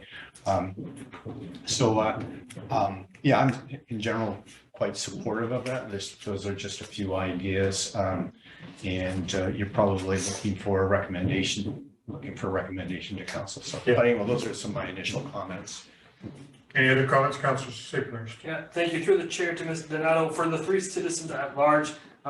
Yeah, I like the emphasis on accessibility. I think that's a key ingredient going forward. I would also like to, recommend that we reach out to maybe like the Alpine Club of Canada. I think they have a local chapter now, just so we can have a little bit of input from the rock climbing perspective. And then also perhaps one of those other citizens at large could be one of the members from the soccer primary users that are currently utilizing the fields. Baseball. Yeah, exactly. So and then that way we're kind of having a really good collective of everybody who's using that field.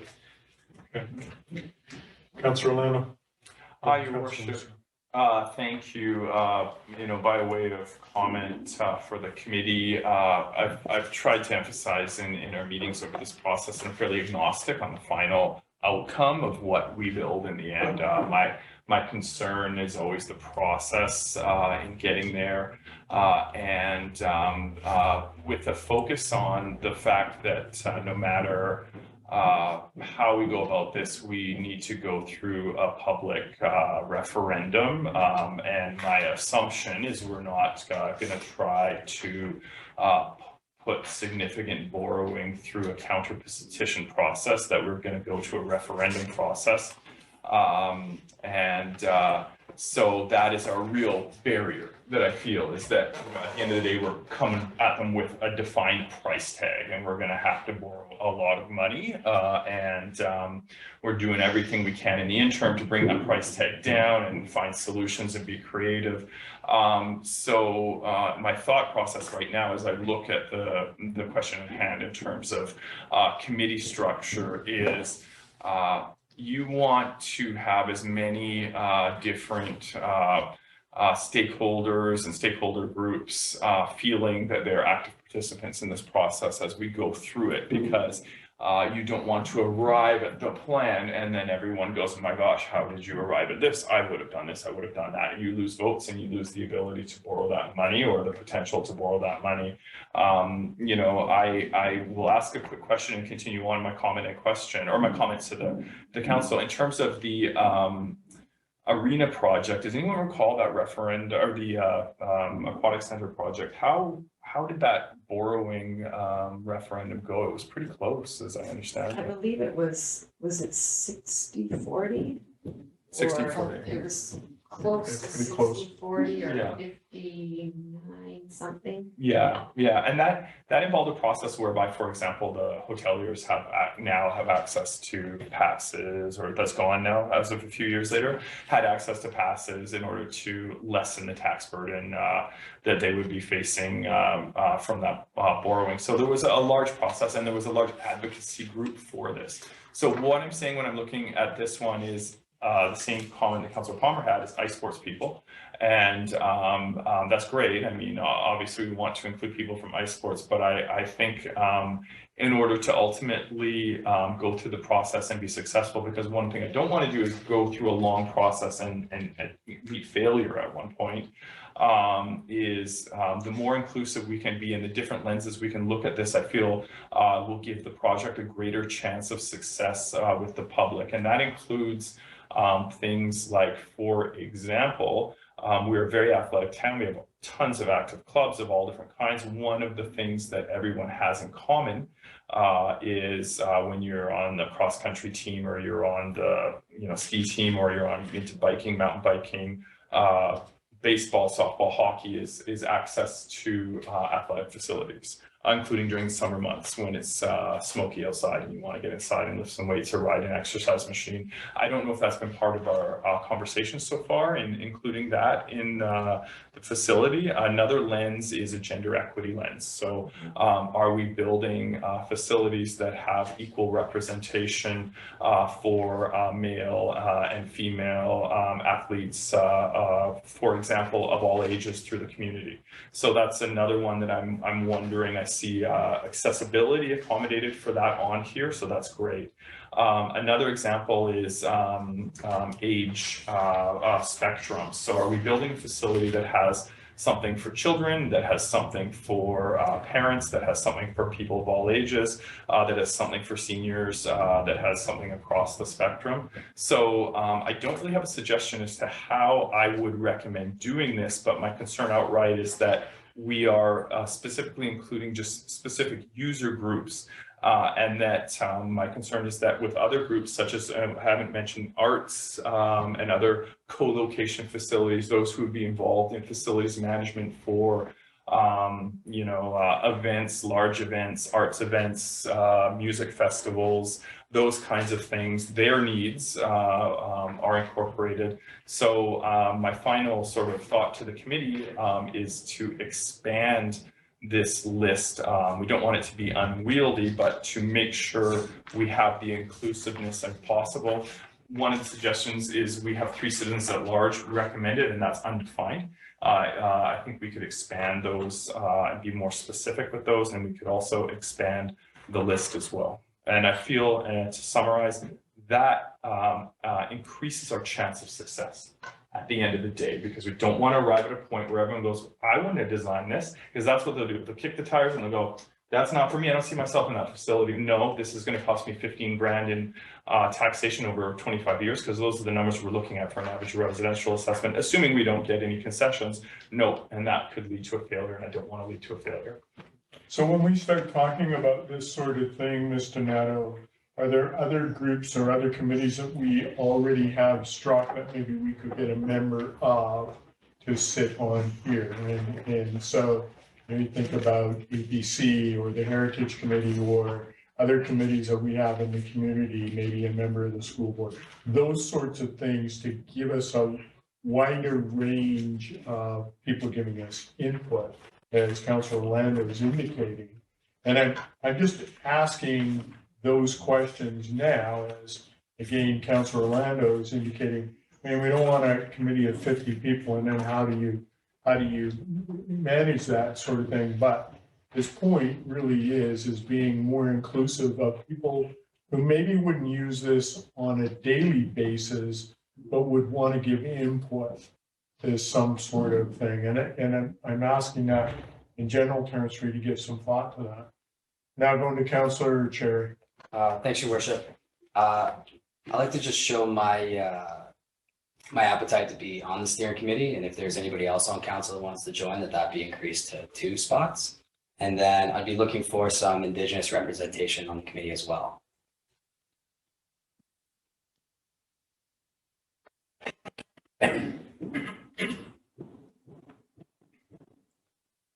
Good point.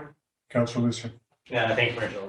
Yeah, I would like to echo Councilor Orlando's comments. I think we should have one citizen at large that their focus is on physical and gender accessibility in the space.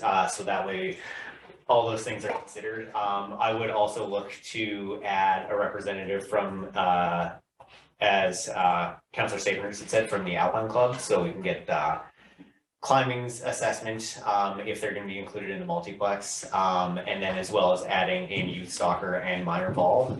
It would be good to expand the committee to have 11 voting members, so we can pull all of those people or groups into the discussion.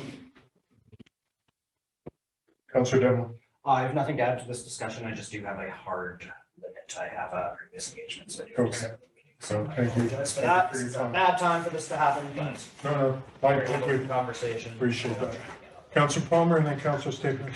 Yeah, just a comment, it's tricky, this sort of representation question, where does a person stop? So we all in our sphere have, various people, so there's the cross country, is there cross country skiers, there's the judo people, there's the list goes on and on.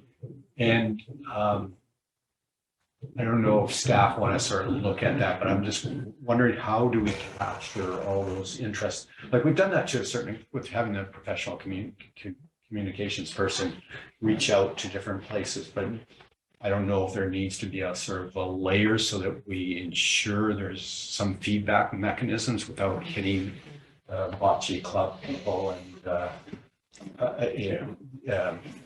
if we were in trail, bocce would be a very important thing there. So I just sort of trying to balance that in my own mind, because if it gets so big, that might be the showstopper in itself because it's so huge. But I don't know. I don't have an immediate solution for that. Councilor Lucien. Thanks. Would it be worth looking into setting up like a youth sports committee? And that way we could bring all these people in at a separate committee and then have one representative from youth sports be on this steering committee. One representative from each sport beyond this premise there? No, so set up a separate committee that's youth sports based and then have one representative from that sitting on this. Okay. Something to thought to Councilor Palmer and then Mr. Yeah, so my thought, I think some of those ideas are really good. I think if this staff is sort of getting a pretty good indicator, I think it can come back to a council meeting, a report, or let us know, but why don't we let staff do some troubleshooting on this and figure it out. We've been beating a dead horse here for a week. Mr. No. Through your worship, so the composition of the structure was based on the feedback we received during the first engagement process. Okay. So when we polled the public in terms of what would you like to see in a multiplex, it was curling, ice surface, some type of multi-sport court of some sort, and then climbing. Those were the uses that were identified. Climbing wasn't included on the membership structure because it was quite low in the community feedback that we received during this multi-sport plex discussion. So that's why it's structured that way. There was youth soccer didn't come up on an amenity that would be seen within that multiplex. However, having conversations, everybody recognizes that some indoor soccer fields would be beneficial to the community, given our winter season is so long. Our kids don't get out till May, the Okanagan's out in March, that type of thing. So we recognize that as well. There's also pickleball, which is really huge. That didn't, for some reason, come out in the survey as well, but we know that there's a large demographic that plays pickleball. So some type of dry land floor court surface would be needed in this facility. So it was really hard to start picking all these sports, all these user groups, and having a rep from each of these groups participate on this committee. So we tried to just narrow it down based on the core uses of the facility to flesh out what else we would include in this multiplex. And that will be like phase 2 of the engagement process, is really narrowing down the amenities the community wants to see within this multiplex. Because I don't think we've quite narrowed it down yet to what exactly is going in there. That makes sense.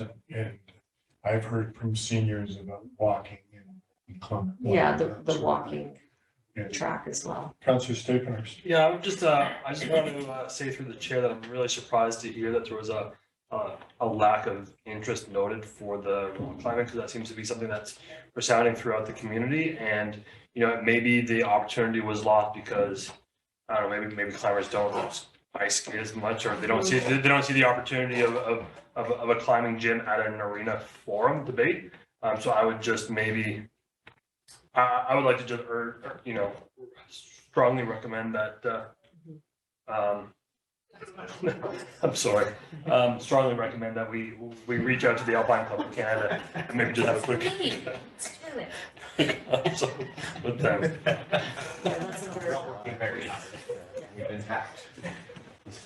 Through your worship, the climbing gym facilities were rated higher in other surveys that we did. I wonder if we should recess. 'Cause this is That live. be a good idea. Yeah, let's do a recess. Oh, there we go. There's the- Now let's do a recess quickly. It's Still back. on, Cindy.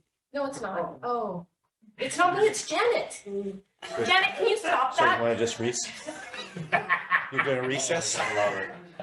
Mary, you're recess? Yeah, 'cause- Yeah, I think I hear-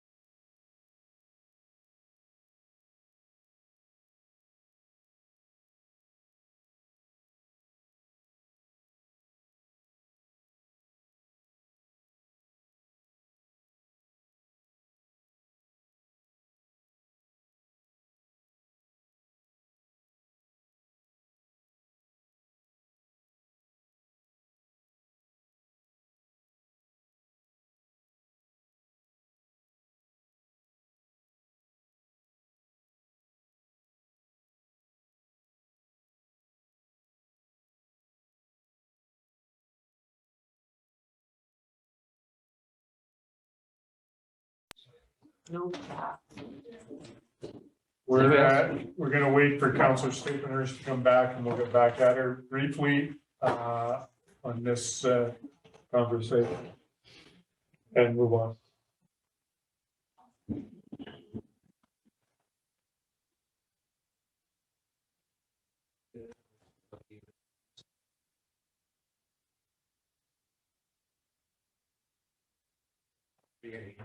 All right, so Councillor Orlando, you wanted one more brief conversation and then Councillor Palmer. Oh, yeah, my thought, I'm always wondering about levels of engagement from the community on anything that we do. My general impression is that maybe sometimes we have an impression that more people are paying attention than they aren't. And that as we go through the arena process and have an arena engagement, people who are not necessarily arena people don't engage at that point. And so following on Councillor Palmer's comments about multiplex and also on my comments about my supreme desire, my real desire is to go through a process that leads to something that people support and move forward. I think weighing the having an unwieldy committee with lots of people versus the potential to get 2 years down the road and spend a lot of money and fail. I would rather have a big committee of people. I'm not prepared to make recommendations, but just the thought on things like other uses and the potential for other uses or discovering those things. One of the things I noticed on the communications consultants questionnaire is like, what other uses would you like to see in the facility, such as a climbing gym, and then it's not a surprise to me that a bunch of people said, how about a climbing gym, because that's just, oh yeah, that sounds good, not would you like to see a seniors walking facility or such as a weight room or exercise room, such as a Four Season, whatever. I think for all of those different groups and other potential groups we're not mentioning as well, it would be great to try to be as inclusive as possible. And one last question is, this committee that we're forming now to move it forward, how long into what part of the process and how long do you think it will be meeting for, and when will its terms be, just to be clear? So the term we anticipated being until approval of a design concept or the end of 2024. Okay. At that time, we would revisit where we're at. Yeah. My preference is to see lots of people on it, and just because I think that builds more support for it. All right, Councillor Palmer. Yeah, so I'm prepared to put a motion that staff continue to work developing the terms of reference for the multiplex facility based on the committee comments, and to bring back a revised terms of reference future committee of the whole or council meeting. All right, second for that motion, please. Councillor Orlando. Any further discussion on the motion? Seeing none, do you want to speak to it, Councillor Palmer? No, I'll avoid it. I was thinking of doing it, but I'll avoid it. All right, all those in favor? Motion's carried. Thank you. All right, thank you, Ms. Donato. Appreciate all your work on this. All right, let's move on to Mr. Black's favorite subject, wastewater treatment, and his update. Thank you, Mr. Black. Thank you, Mayor Sullivan, members of council. I have online Mr. Jonathan Huggett and Mr. Jagan Rokic, our technical consultant and contract project consultant for this project. So I can say project many more times if we so choose. Wanted to give you an update as to the status of the wastewater treatment plant project to date. We have been struggling a little bit with approvals outside of the city, and it's become apparent that we are being slowed down somewhat. However, we did have a very productive meeting today with members of the province's environmental Ministry of Environment in moving this forward. Where we are today, we have a grant, almost $10 million. We've approved a borrowing bylaw of $7 million prior to this council's sitting. We're 80–90% done with the design work at this point in time. We've been meeting with the manufacturers of equipment, getting everything specified. The one concern that the province has is how we are going to return water, the effluent from the plant into the receiving waters, the Illecillewaet River. This has become a much bigger issue than we originally anticipated, and in fact, we did not anticipate this becoming an issue until about 60 days ago. We have engaged a consultant in order to evaluate that, and that is their specialty in Western Canada, is to only do diffusion and dilution modeling into receiving waters, ocean, rivers, lakes, for wastewater treatment plants. And so we have a contract underway. We haven't yet executed it. We anticipate in the next 30 days or so to have the remaining items left that the province and Ministry of Environment has requested out of the way, with the assumption that we will be able to then award the contract for the wastewater treatment plant sometime in November. The likelihood of doing any physical on-site work is very limited for this year. However, procurement of all the moving parts and pieces can be undertaken, and we can then be ready to rock and roll in the spring of 2024. So, Mr. Black, the concern is the quality of the effluent being returned to the water. Is that what the big concern is? I would love to try and explain this. However, as my technical consultant is the one that should explain this, and that's Mr. Rokic. Okay, good. Thank you. Mr. Rokic, could you fill us in a little bit on that, please? So good afternoon, everyone. So what happened in the consultation with the ministry? So the ministry also needs to do the First Nation consultations on the end, and they have to consult with a couple of First Nation bands, communities that they had identified, and for that consultation, they need a little bit more information on the effluent dilution modeling in the Illecillewaet River. That was included in our basically scope anyway of this job, and the consultant that was involved with the design build of this facility was going to provide that information, but the ministry requested more information up front, so to be able to consult with First Nation communities and present that information to them. And it's primarily about the environmental impacts of the treated effluent on fish, and any interest that First Nation communities might have in the Illecillewaet River and the Columbia River downstream. So that's basically where it stands right now. So the project was delayed a little bit, but we hope that we would be able to provide that information to the ministry in about 4 weeks time. And at that point that we would move the process forward. So that's basically Mayor Schultz, that's where it stands right now. And just to be clear, Dragon, if you could talk to flow rates in the river versus the effluent quality, which is, I think is really the question in the air or in the water as to what level of treatment we may be required to achieve. Yes, so depending on this additional work of the effluent modeling,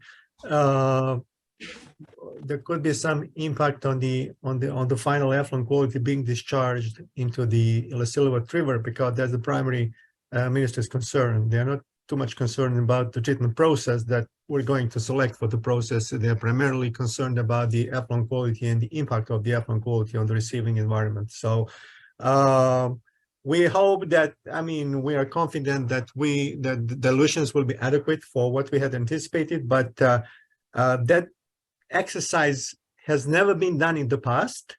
And so that's why basically it was included in our scope for this project. And then we will really know what the status is in about a month. Okay. Thank you, Mr. Rokic. And just to summarize very quickly, so there's a dilution ratio that needs to be achieved for the different levels of chemistry remaining in the water. So a dilution ratio of 10, 20, 40, and that is all based upon some average of the river, low flow. As Dragon indicated, we believe that we're good, but we need to validate it. And as Dragon indicated, typically this work is achieved at a later point in time, not upfront, as we've been requested to do. So it is a little bit of a frustration on staff's part and our team's part, including our design build partner in this. However, we do anticipate getting this out of the way in the next month or so, and again, moving forward at that time, but felt it was important that council be aware of some of the struggles that we're suffering through right now, and we're here to answer your questions regarding those struggles and answer any other questions that you may have regarding where we are. So this isn't a new process as far as the dilution rate. This is just the fact that they're asking for it up front. Is that correct? That is my understanding, and I'll defer to my team to. Dragon? Yeah, that is correct, Mayor Schultz. And I think probably the underlying reason is that this modeling has never been done in the past by any consultants in the past. And the ministry just wants to make sure, they want to be sure when they make recommendations to the ministry to approve the liquid waste management plan that that information is available and they're confident in that information. Just to add to what Steve has just mentioned, the only potential impact on the project would be the effluent quality. It could be slightly higher than we had originally anticipated, which would translate in some like design modifications in terms of the tankage requirements required for the design. So we might need a little bit more tankage, but the process would still be the same. Our main frustration is that the ministry basically delayed the whole process, but in the essence, we can't see any like a significant change in the big picture. Okay, thank you. Councilor Palmer, then Councilor Friedman. Thank you, Mayor Souls. Just for clarity, this is an update report, just information. We're not seeking. Yeah. And a little trivial question, but it just helped my mind. Sorry for the question. The actual issues for dilution that are of concern, BOD or phosphorus, or don't go into detail. Dragon, comment? Or is it general? Yeah, the gist of it is that we can meet any requirements. It's just we want to meet really those requirements that are minimal at this time, and to also match the available funds. We wouldn't like to go overboard. Okay. So just my one comment in the report here. So the August 2023, so just a few weeks ago, it says in here, at that meet with the Ministry of Environment, that it became clear that BC Environment were changing the liquid waste management plan. So the question I have is, I thought, and correct me if I'm wrong, but I thought we had a liquid waste management plan that was endorsed by council and adopted by the province. Yes. We had a LWMP, which was adopted by the province prior to understanding the complete treatment process, which is now part of the amendment. The amended LWMP, which council approved, was that in April, I believe, was sent to the province, and then they've subsequently come forward with these additional requirements to address the effluent quality leaving the plant and its impact on the Illicillewa River. The process itself has been accepted. The province isn't interested in that. What they need to know is that the effluent quality entering the Illicillewa River meets the guidelines that have been adopted by the federal and province, federally and provincially. That is where we are now. And so that is the information the province needs to then take to the minister for his signature of the amended report and to engage in the Indigenous consultations. Yeah, so the quality of the effluent, was that defined in the liquid waste management plan, or was it a sort of a vague thing? Jack, I'll defer. Yes, it was defined in the liquid waste management plan, and it was accepted as defined, originally defined in the liquid waste management plan. However, at that time, there was another reviewer by the ministry that was assigned to review our application. And based on our original proposal and that original quality, the ministry issued a draft operational certificate, which would basically be the final product of this of this exercise. However, now the ministry has a new reviewer that has a different opinion and different views, and they requested more information to be able to justify what we are proposing. So that's why the whole process got delayed. I think to labor this anymore. However, it certainly feels to me either breach of contract or bad negotiating in bad faith. That's what it really feels like to me. And we're going to be talking about some of the ministry meetings here, and I think some of that's tied, and certainly the funding model. I mean, there's one of the resolutions from another community that of equal concern. So there's many communities on the funding aspects of these pricing going up. So there's going to be lots of competition, but that's what that actually looks like in the resolution sessions at ABCM, and that's why those are really quite important.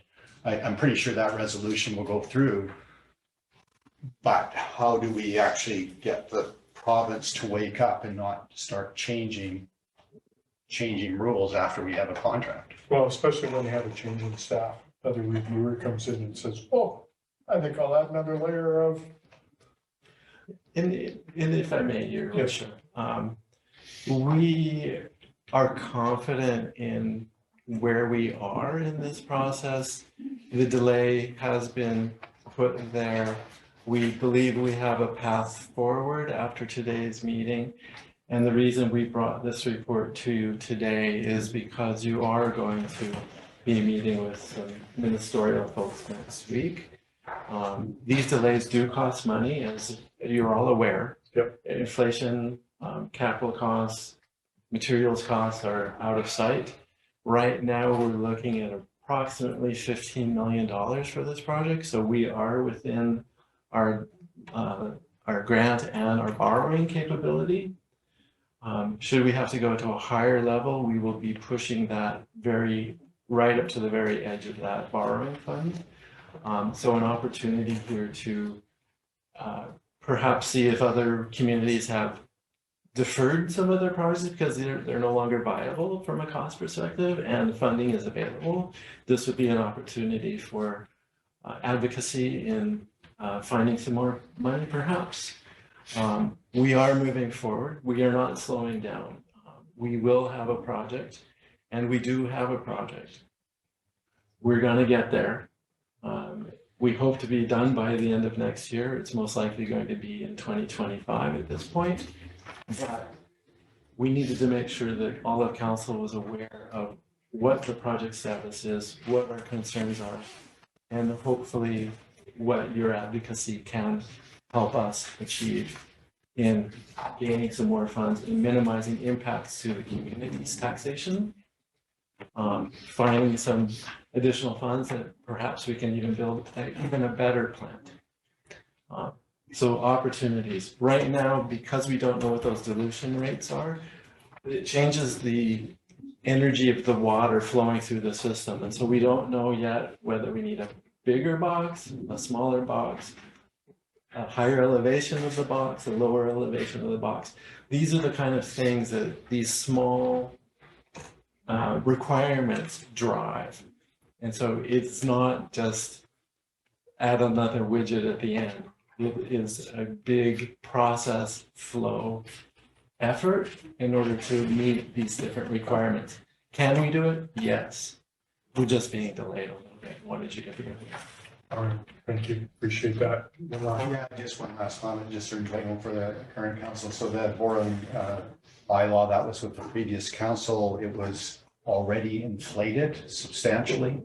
So it's just a cost up kind of thing. So, right now there's a figure there, the current 2.8, there was assurances at that point that this is abundant, there was contingency built in, but here we're back to it and it just, carries on. So those are some of the concerns and then concerns shared with other communities on the province's approach to these things. There's a theme, like even on our affordable housing, going on a different topic, like how long does it take them to get going on this? And they're just making costs go up and up. And so that's just my comment on that. Yeah, thank you. One last comment. Yeah, thank you. Just to maybe piggyback on what Councillor Palmer has said. First off, let me thank Director Black and his team for giving us the update. It's much appreciated. In regards to, I'm going to echo the sentiment that Mr. Palmer said. All of these costs, I'm looking here at the last paragraph where it says, the additional costs are going to require the borrowed amount to increase and result in increased sewer fees, DCCs, et cetera. All of these things are hampering our ability to build housing. It's hampering, everybody from affordable housing to the prime real estate housing. All of these costs are being transferred down to the home purchasers. And, so when we're looking at housing, it's not just building the housing, it's building the infrastructure. And I think going into UBCM, we really need to keep that in the back of our mind, or at the forefront of our mind with these conversations, and really pushing, for the province to take an active role in sustaining some of these costs, because it can't just be, it's not sustainable at this point. It's such a frustration when we jump through all the hoops and we're ready to roll. And then they come up and they go like, well, let's just throw another roadblock in here. And that's kind of a frustration. Councillor Lana, you have one last thing to say before we move on? Yeah, Your Worship, I just wanted to ask for some clarity on the total budget. Director Black just mentioned pushing it upwards of 15 million. The report says now it's in the order of 19 million. I'm just seeking some clarity in terms of request or an ask between those two numbers, just because the verbal report, I just want to clarify based on the verbal report. And the second part is, just hoping to express some certainty to the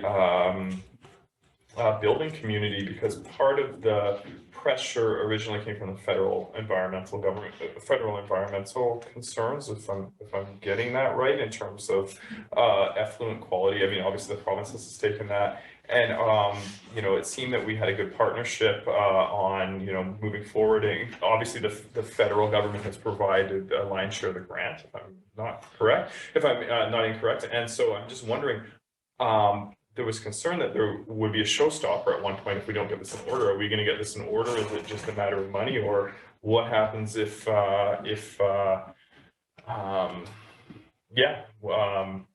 can we avoid a worst case scenario? And that's my question.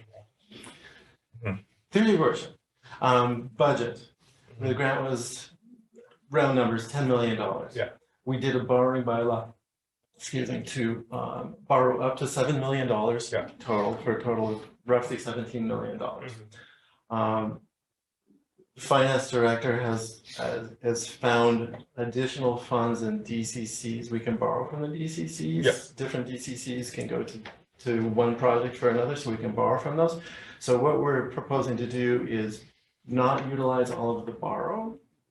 And so that is where the 2.8 million comes from. Okay. The remainder of the funds are already in city coffers, which is roughly 10 million grant, 4 million city coffers, 3 million of the borrow. Okay. And so that is the framework of the funding for this project. As far as showstoppers, no. We have an operating plant. We do need to move into regulations that are now 60 years more mature than when the plant was built, and that is the goal. And at this point in time, as I've stated, we have the funding to build this. We're just delayed, and every delay potentially has the impact of escalating costs. Okay, good. All right, thank you. Thank you. Appreciate the update. Thank you, Dragon and Jonathan. Appreciate you being here. Thank you. Thank you. All right, we're gonna move on to economic development, indigenous engagement, Ms. Braun, Mr. Toma.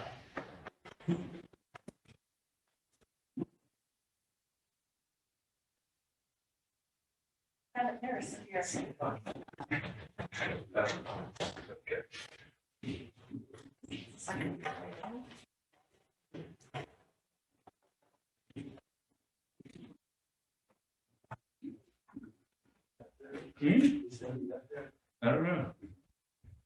Doesn't matter to the audience. Whatever makes you more happy. Need a barrier.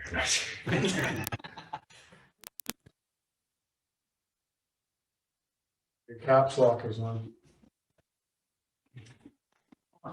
My password. That is up and running. I bet you have more questions for Mr. Bob. Holy crap, that's a long password. Thanks, yeah. thanks, Must be Jack, a for that. city generated one. Yeah. So before I pull up the presentation Dale's going to make, I just want to introduce you to Dale. I think most of you have probably met him. Dale Chama, hails from Jacobs County, Florida, near here. Has a really relevant background in adventure tourism from Oxford University, and has been really instrumental in helping us understand everything from how we can incorporate that Indigenous lens into our recreation sector, tourism, as well as our G2G, government-to-government relationship development with mayor and council.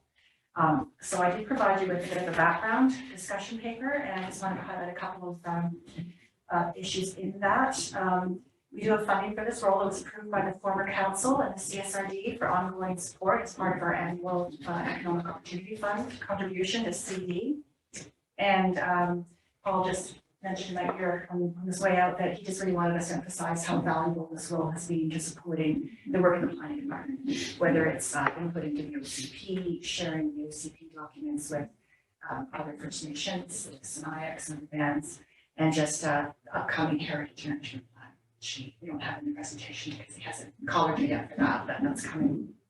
And all to say that the economic development landscape has become increasingly complex in the last several years, as I'm sure you're aware, whether it's supporting planning department in doing those referrals for every kind of building project to engaging with First Nations around resource development, forestry, we see hydro, backcountry recreation access and recreation kinds of activities. All of these activities that are in the realm of economic development require pretty robust, pretty meaningful Indigenous consultation. And it's too easy to have that be more of a lip service level. To have meaningful relationship building with First Nations is really important to us, I think, across the corporation as, in terms of how we understand and embrace reconciliation. So with that, I will let Dale take over. Beginning.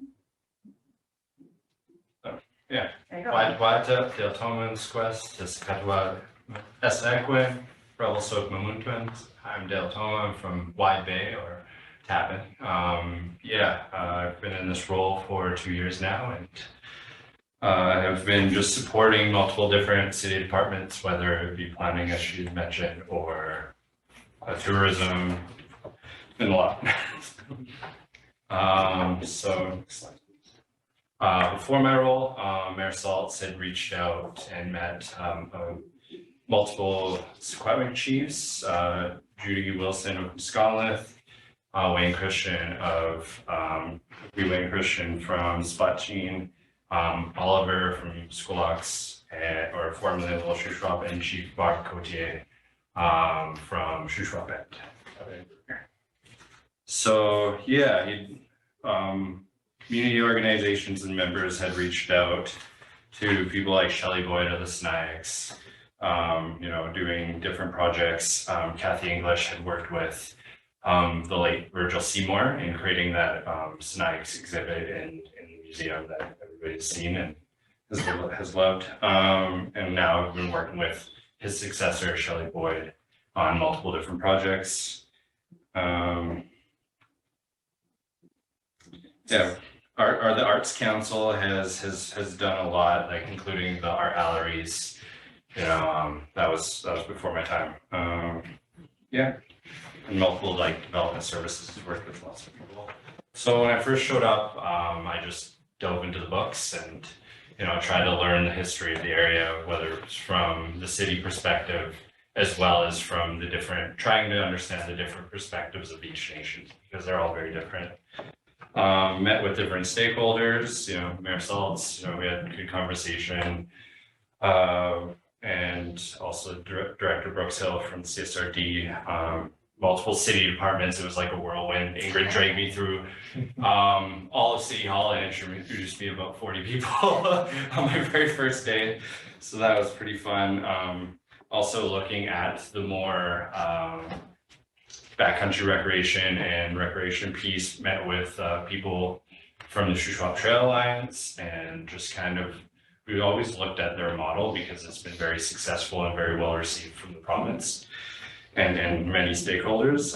You know, Lisa Moore and Michelle Cole from the Friendship Society, you know, kind of just looking at all the work that they've already done, you know, finding out who they've already met with and seeing if I could either bring more connections to them or vice versa. Yeah, and then just doing some research, read Laura Stovall's book, been looking at the archaeology and anthropologic studies, and that's a hard word, from the past. Yeah, so just really trying to understand, you know, the city and all of its history, not just the last 150, how long is Revelstoke years, but since time immemorial. So yeah, the 4 nations, this is the ones you see here are, an exception of the Snipes, are all of who the government or the province requires us to refer to. So it's just taken off their government page. So of the 4 nations, the formal council, I believe, wasn't quite clear in the video, they added the Snipes in formally, I believe, but I'm not 100% sure. Next slide, please. So yeah, Revelstoke and interests. So yeah, this is a map taken from, I can't remember right now, First Peoples map of BC. Not all the nations agree with this map. It is kind of a consensus that the creators had put together based on their own mapping, so it's not always fully agreed upon by all nations. So I kind of look at it, just to put it in perspective, is like as if this was Europe and having the 4 nations, we'd be Switzerland, you know, in the middle, and you know, every nation surrounding has their own culture, language, yeah, their rights and responsibilities over the territory. So yeah, it becomes very interesting with, you know, working all different aspects, as many of you come from very different backgrounds. So yeah, we've been doing kind of sort of a spectrum of engagement. So whether that's my role is to lead and support engagement, looking at like forestry and land stewardship, tourism initiatives. This one was done by Arts Ready, as I mentioned earlier. And just supporting all of the city departments and our partners as we move on, as well as like Indigenous cultural initiatives like the canoe journey that some of you may be aware of or familiar. It's a pretty full job description. We tried to break it into, you know, spheres of influence and that spectrum of engagement, whether it's working with one small arts and culture organization to help them develop a land acknowledgement to, you know, a really concerted effort to provide that Indigenous lens on the OCP. So we say spectrum because there's all kinds of levels of engagement as per the differences between the First Nations. Yeah. So supporting and leading the engagement. So a lot of this stuff is relationship building and it takes a lot of time. It takes going into community, it takes meeting multiple different people and meeting them where they're at and understanding kind of their capacity. The Secwepemc, we'll start there. They've been really reaching out since I've been around and since before. They've really made an effort and an interest in Revelstoke, so we've have had close contact with them quite a bit. With the SNIACs, they also have a coordinator who works with all the cities and townships north of the border. So working with her, Shelley Boyd, has been very easy. She's been had a lot of contact with us. With the Silk, it's been mainly, the Silk Okanagan has been mainly cultural events and different initiatives that they've had in the area that I've reached out to them a few times. I haven't got a whole lot back other than referrals that go through maybe Steve's department or development services. But I've been they've had salmon releases here and all the way up and down the valley, and I've been trying to make myself present at those areas to make more contacts and to really build that relationship at a grassroots level. And the same with the Taha as well. So we're kind of at the same place with both of those two nations. I keep reaching out, and we'll continue to do so and try to make myself more visible at their functions. Yeah, so big part of my job has been looking at all the big lovely reports that you guys approve and really going through and making sure that we're not cutting off future or deterring future relationship building with our nation partners. Going through them, making sure there's not anything that are offensive or that will keep them out or wanting to engage, or that they'll notice right away and be like, this is not correct. So do my best. Some of those have been the OCP was the first big one that came on and really got to learn the city that way. The Parks and Rec master plan. So just kind of looking through those plans and seeing where I can add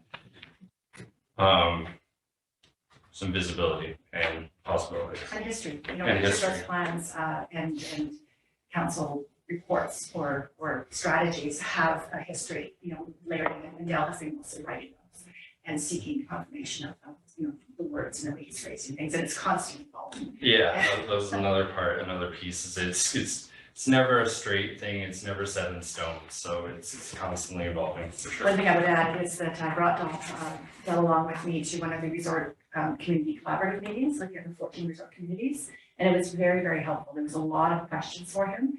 All of us are required as resort communities and recipients of our money to engage with First Nations. There's a lot of missed opportunities, but also different level of understanding of what that actually means. So Dale was pretty popular at that meeting. Everybody had, well, this is how we're doing it, what could we be doing different? And it was a great chance to really have some open, candid conversations about the range in understanding how to do meaningful consultation. So I think they really appreciated that. In fact, they had us, as you remember, Gary, speak along with the Minister of Tourism at UBCM shortly after we hired them to basically shed some light on how we would, see continuous relationship building as key to our tourism recovery post-pandemic. And it was a great opportunity too. We didn't have a lot to say. We just started working together, but we basically made it into a call to action to say every resort community should be hiring and training and working with First Nations partners in the area. Councilor Chair. Thanks. Through the chair, are we the only municipality in there with just liaison? Yes. I'm happy to see us at the forefront of this. We were the first, and so when I introduced Dale to the nations, they were absolutely blown away. Their words were like, what? And we're going, well, isn't this what we want? And they were pretty stoked, if I can use that word, about the fact that one of, and I want to be very complimentary, one of their own was working with our community, and there was a sense of relief and a sense of trust. And so then when we go down to UBCM, the other communities were going, okay, so how do we replicate this sort of thing? So, We've done a lot of sharing of job role, job Yeah. description, how we set it up. You know, it's still a work in progress as to how we. do you have a follow-up, Councillor? I'm just really happy to see us at the forefront of this rather than playing catch up. It sounds like everybody else is gonna be doing it for a change. From my understanding, you know, there are places who've reached out to me and Ingrid and just the department in general, asking about the role. As far as I know, nobody has really gotten there yet, but there's definitely people trying to work to get a similar position, especially I've heard Williams Lake, Prince George, and Golden were also very interested. And there are a lot of kind of institutional, you know, built-in situations like Parks Canada. BC Hydro. BC Hydro, the school board often have Indigenous representation, but they're not necessarily from that community.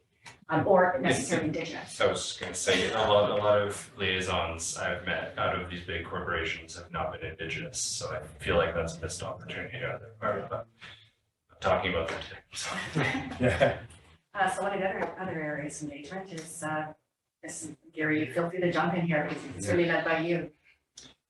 Yeah, and just really here, a lot of what I've been doing is mainly just helping along the relationship building piece, as you know, we are a forestry town supported largely by that sector, and just to really be able to have both sides very well heard and very well understood as well as we can while we're building these relationships over difficult times.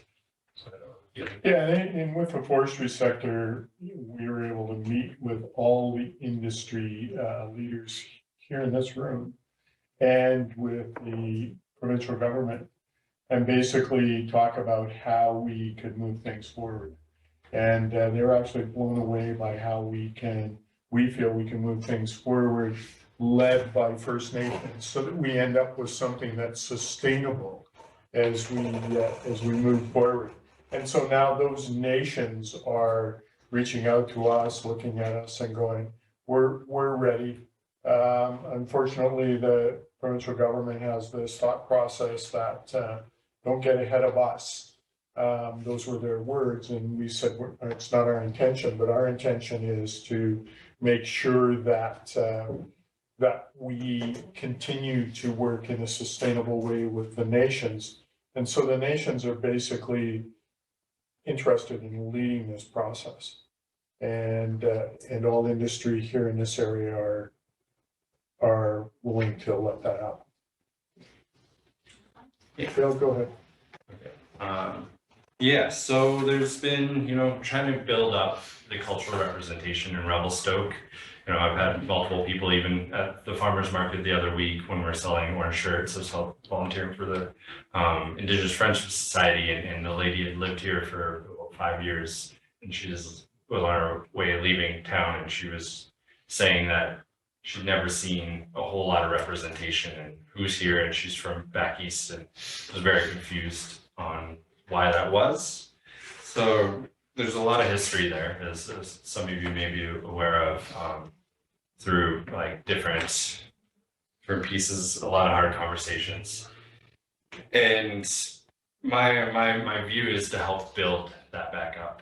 Indigenous Friendship Society have been doing a great job at that. Arts Revy has been helping a lot, and a lot of other partners have been building, along with doing things like the Indigenous Friendship Society did their salmon feast. So a lot of people out for that. We did the canoe journey, which a lot of people helped on, which was amazing. Joined with the Snags Nation as they're reclaiming their identity up in the north part of the Columbia. Yeah, they launched from Revelstoke for the first time 2 years ago, or last year. Last year. This year, more formally with Squamish Canoe joining them. And that's huge. They haven't been, this far north. They usually launch their return salmon canoe journey from below the Kiwi side down. Yes. So, and launching a 600-pound canoe and then getting it around the dam is a whole other organizational feat, which Dale's. Go through it actually.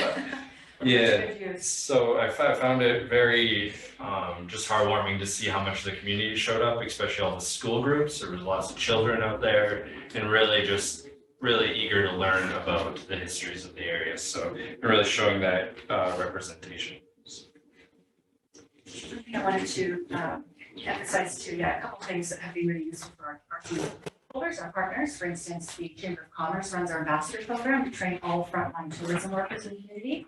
Dell is invited in to give them a bit of a lowdown on Indigenous history in the area and ways to acknowledge and honor that cultural awareness, basically. So that's the They also, the training video as well, I helped with them. You're in there, yeah, you're in a few videos now. Well, I wasn't in the video, I just helped them with it. Yeah, the Recreation Trail Alliance, developing that, making sure that the State of the Backcountry study is built around that Indigenous lens, that Indigenous values, that approach. And I would just add, some of my staff, my team, do Pro-D or myself going off to a conference in Ottawa during COVID. They'll get to go on a canoe station and come here later. So.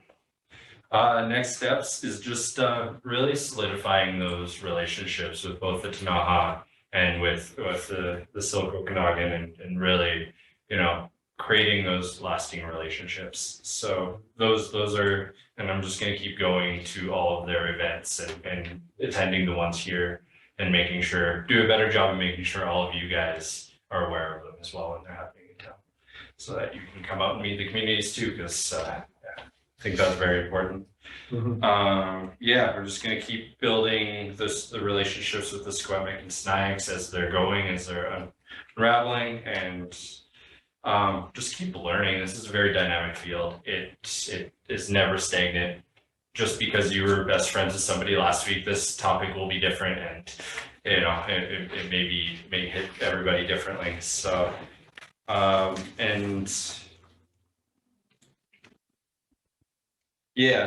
just to understand, just because you have relationships with one person from one nation, like their brother or sister may have very different views on the same thing. So this is always through different lenses we look at these, whether they're cultural, personal, spiritual, historical, or emotional, or any mix of all of the above.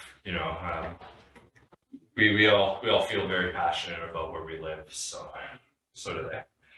So do the nations. And then just lastly, just commonly asked questions. So land acknowledgements has been a huge thing since I've been on, and through a bunch of different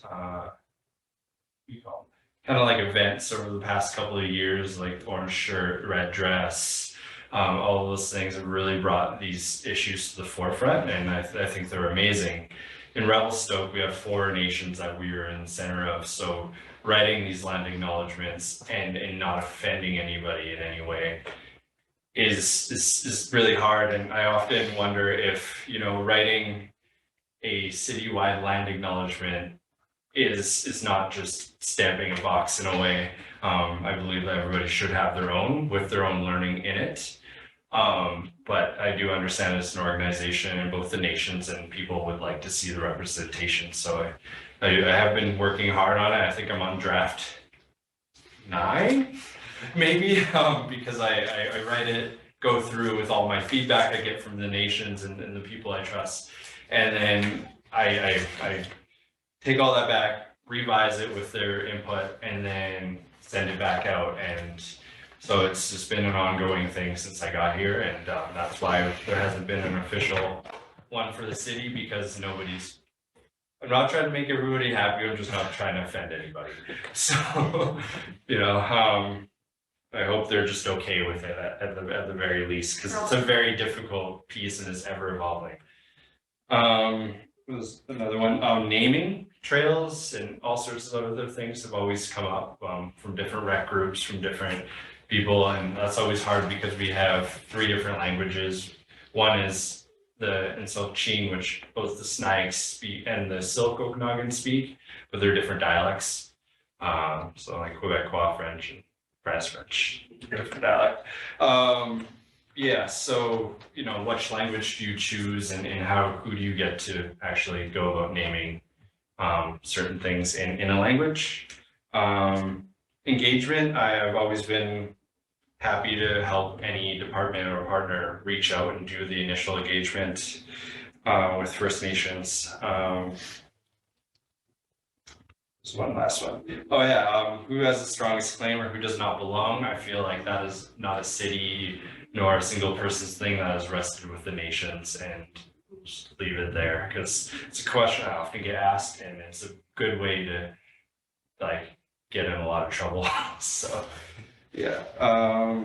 And where you find more information, I strongly suggest going to their websites, learn their official websites, because there are ones that are not official, going to the official websites, learning, and then in the end, giving a call or reaching out through email with friendly questions. And usually on their websites, they'll say where you can do that. Or you can reach out to me, but it's better per department just to reach out to them with your specific questions. So, yeah. Great, thank you. Last slide. Yeah, any more questions? Coach Jam, and what questions do you guys have? Any questions for Dale? Councilor Staples? Yeah, thank you. Through the chair to Dale, I just wanted to commend you on all your hard work. I was able to go to that like pre-Columbia canoe gathering that you hosted at the church, and it was really well attended. I also wanted to thank Austin for cooking up a delicious meal. You know, it was a great event. I'd like to see more of those in the community. So thank you. Appreciate it. Yeah, thanks. Yeah, I just wanted to commend you for the work that you've done over the last 2 years. I know working with the Friendship Society, how great it has been to have you be in the city. It makes having these conversations a lot easier instead of fighting to have that representation. That representation is in the city already, and it's really helping us view things through the Indigenous lens instead of fighting for that representation to be considered when we're making decisions. So I just want to say thank you, and I hope to keep you employed here for as long as you're willing. Thank you. Anyone else? Dale, thank you. Councilor Leno. Yeah, just a quick comment. I also attended the event at the church, and commend you on the video that you appeared in. I don't know if everyone else has had a chance to see that, but that was really cool. No, it was a baby, beyond baby. Okay. Or what? Yeah, beyond baby. Yeah, like really great to see that message getting out from here through that venue to lots of people. It was really good, and thank you for the presentation and everything you've done. And well, just thanks to all council for hearing my presentation, and thank you for the councilors who showed up and helped. You guys, I think, were some of the more helpful people in the audience, so it was great. We had Tim running, busing, and Austin was cooking, so it was great. Councilor Thanks, Dale. Very helpful for me, sort of getting a capture of what's happening with your role. I would certainly super appreciate that. It's, you know, one of the things I see in society in general, when we talk about Indigenous engagement, it is a box ticking exercise. It seems to be more often a box ticking exercise. I'm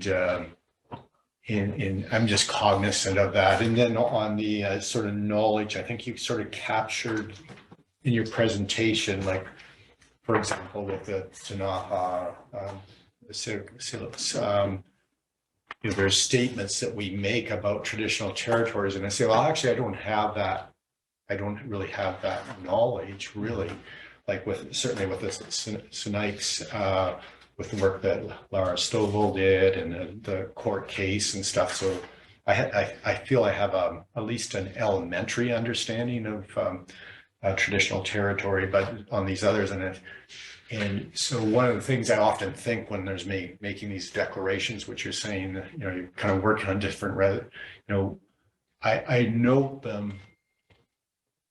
These are just sort of some comments of what goes through my mind, because I do think about them every time they're stated, and I think, okay, well, what does this mean legally? What does this mean for precedent setting? What does this mean for reconciliation?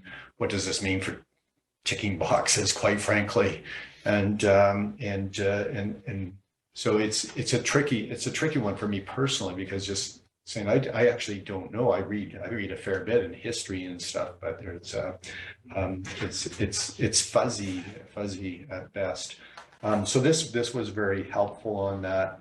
I'm going to ask a really specific question though, because it's another one I think about. So with Judge Bigby. I've read a lot of stuff, and I think, again, there's senses in culture as to, so for when his statue came down in Vancouver, was shortly after that, we were with Corsair, we were looking at that. I was suggesting we should melt down some of these old statues that are coming down and for these new statues, but was tongue in cheek just on funding, but also knowing, having read on Judge Bigby, the good, bad, and the ugly with him, and I've made the comment a couple of times, if I had a business with the Bigby name, I would be changing my name so fast because there's a stigma. And so, of course, our iconic mountain, and I didn't see the film Beyond Bigby, but and there's that saying, because I imagine that mountain it gets renamed, and what does that mean? And there's also the sort of emotional, on history of perhaps from a European lens, but it's still history. And what does that, the meaning and the sometimes there's just the total vilification of historical things, because quite frankly, there are some things as atrocious as with Judge Bigby, some of his activities, as atrocious and horrendous they are. There is also stories where he helped Indigenous people that were being persecuted essentially by European people, and possibly, again, not belittling the atrocious side of that, but he also, quite frankly, probably saved a number of Indigenous lives in coming. One of the stories of reading, he was known saying if there's a shooting today, there's going to be a hanging tomorrow. So he would come on horseback into a community, and that didn't mean Indigenous people necessarily. It meant who he perceived to be a problem. So that hanging could be a European, somebody of European. But anyway, I found this really helpful for sort of understanding your role. There's been certainly confusion from my perspective of council. I know there's a lot of liaison with Ingrid, of course, and the mayor. As a councillor, sometimes I very much have felt left out of that dialogue to potentially the detriment of our decision making. But again, thank you for your presentation. Appreciate it.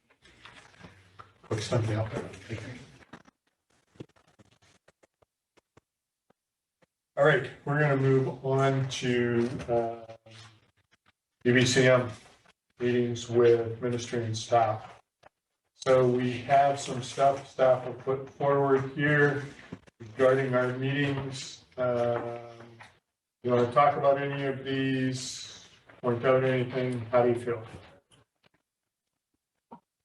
So the first meeting we've got here is Minister of Municipal Affairs meeting requests regarding the wastewater treatment plant and asking for some more money.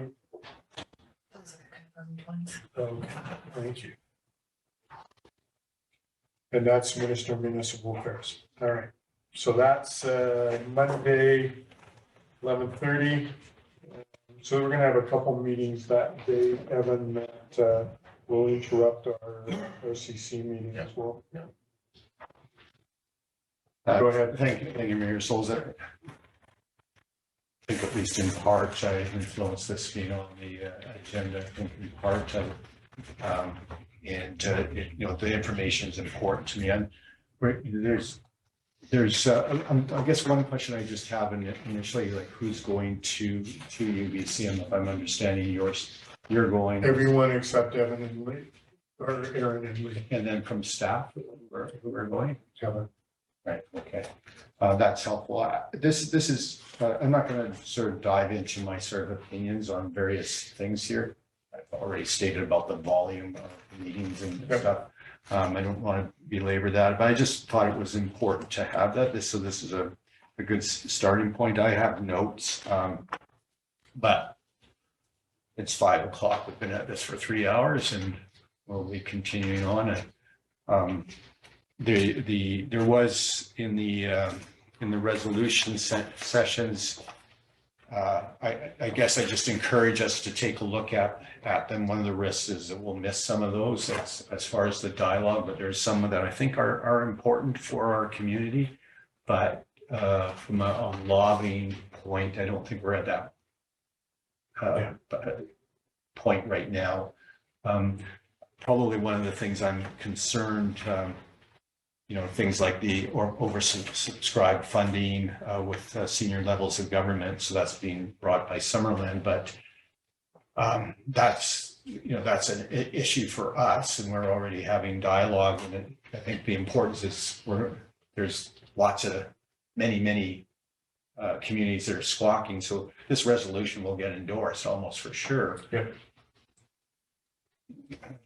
Whether it has any effect is the other question, because and those are the kind of sort of dialogues that I was interested in having it as to how much we flag these things. But I certainly don't need to have a lengthy conversation from one individual counselor. And I think we'll talk about it when we're at UBCM. So, yeah. Go ahead. Hopefully this will help. So I am going to primarily meet with the 10 ministry staff first. So there's meetings with the minister, they're 15 minutes, and speed dating. You get to meet the minister, and by the time you say hello, you get 2 minutes left. And you exchange business cards, and the mayor will always lead that. And then we have like roughly 10 meetings with the provincial ministries and senior staff. They're 30 minutes long. So I am attending all the staff meetings to brief the senior staff, bureaucrat to bureaucrat, on the issues affecting Revelstoke. I'm hoping that the elected officials who attend UBCM can use the time to attend the resolutions, as Councillor Palmer said, without the fear of knowing that, well, who's representing Revelstoke at these staff meetings? I will be there. Any councillor can join me. I've got copious amount of notes on all the issues that have been fed to me by senior staff. So I will be attending those. So don't feel you have to meet all the staff meetings. If you want to go to the resolutions, which is more macro, more provincial, you get a chance to meet other elected officials dealing with the resolution book. So I've got my 10 meetings scheduled over 3 days to attend provincial ministry staff. I've also registered just for those particular events. I am not going to be spending a lot of time on the resolution side. That is more elected to elected. So I've got a lot of information on the specific ministers' meetings that I'm going to be attending. So don't feel you need to attend all of them. We'll be well represented. And I will be at these meetings as well. Most of them I've requested. So anyway, that's where we're at. Councillor Paul. Thank you, and thank you to CAO for that. That's really helpful for me. It's really helpful because so for example, the logjam on the Hill, right? We don't need to be there if we're interested and have the time. Yeah, but we recognize it's a very, very, very busy week on multiple levels, and so that knowing that is really helpful. Yeah. And I can certainly brief those members of council when we get a chance to meet during the week, just quickly what we dealt with, sort of point blank bullet form, some of the keynotes that we addressed. So. Councillor Orlando. Your worship, thank you. My understanding always with these meetings, especially ministerial meetings, is this is the format they have established for us to ask for something. So this is where we're going to go sit down and say, hey, this is what we need. 2 questions. Following all of the many staff meetings that we have set up, will you be preparing a report afterwards, coming back to council to let us know sort of initial feedback? That would be great. Perfect. And then the second part is I noticed that one of our requests has been denied for a ministerial meeting, which is unfortunate because it's the biggest one of the biggest issues in town. Is there any way to make that up, or did they just say they're too busy? Yeah, they're just too oversubscribed, too busy, don't have time. Did you not ask for staffing after that? You got it or not? Which one is it? Which one is the minister's? Yeah, we have a staff meeting on housing. Usually what happens if the minister can't meet at UBCM, we put in a request to meet with the minister either online or a trip to Victoria. There's a lot of post UBCM meetings with ministers who are unable to meet with the minister. You can do that either in person or online. Mostly it's the latter.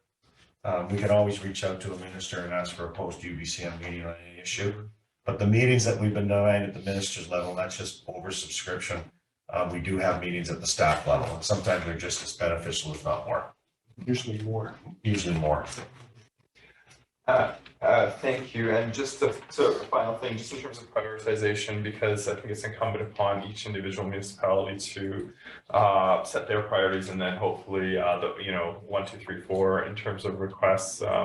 Any thoughts from mayor, council, or staff on any optimization we could do at the last minute here on our competing interests and what we would like to prioritize? I'm not saying it's necessary that happens, but just if we could emphasize that in terms with a focus on being successful with the asks, having the best chance of success on the asks that we do have. Kind of a general question. I don't know if anyone has an answer to that. I don't really expect that anyone's thought about that ahead of time, but just gathering thoughts. Usually, when we have asks of staff, we tend to be able to meet with the people that make the decisions or put things in place. So quite often, depending on the ask, at least we will get valid information on the situation, rather than this general, I've had minister meetings where the minister didn't have a clue what the hell we were talking about. And it's what his ministry is all about. So quite often we get the response from the staff that's at least giving us information as to timelines, where we're going, how we're moving, that sort of thing. Councillor Stephenhurst. Yeah, thank you, Your Worship. Councillor Lucio. I just have a question in regards to this request from BC Housing. Discussing the potential for new projects. I'm just a little bit frustrated at the lack of development that's occurred on BC Housing's. Like, it's so I'm all for this meeting. I think the emphasis should be on discussing timelines. That's what we're going. And sometimes you have to go in the back door with how can we help you get new projects done? Where the hell are we on existing projects? Right? That'll be touched on. Okay, I'll let you finish. Okay, Councillor Luciano and Councillor Fong. I think green energy is something that we should look into and look into funding for. As much as we've been doing this for a long time, and I like to brag about how good we're doing. I think our needs for the facility have changed, as well as our fuel supplies. So I think that is something to see if we already have a meeting. Yep, there's a meeting with senior staff on that very subject. Yeah. And so you'll see that in your binder. Yeah, that would And be so- what I would like to attend. Yeah, Okay. you bet. Councillor Fong. Yeah, just on some of the specifics. So just on what Councillor Stephenhurst was mentioning about the housing, that's what I just right away, that we should be pounding them like, good grief, what's going on? Yeah.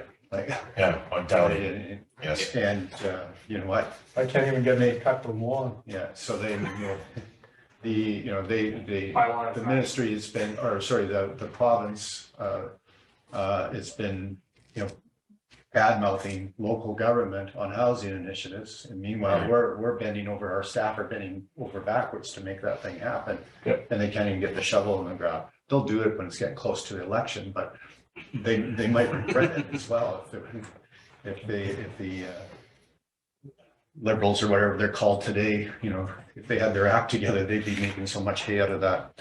But I'll just quickly go through a few that I had. So the ministry meeting regarding the wastewater treatment plant, again, there is on the oversubscribed, that's in the finance, EB 49.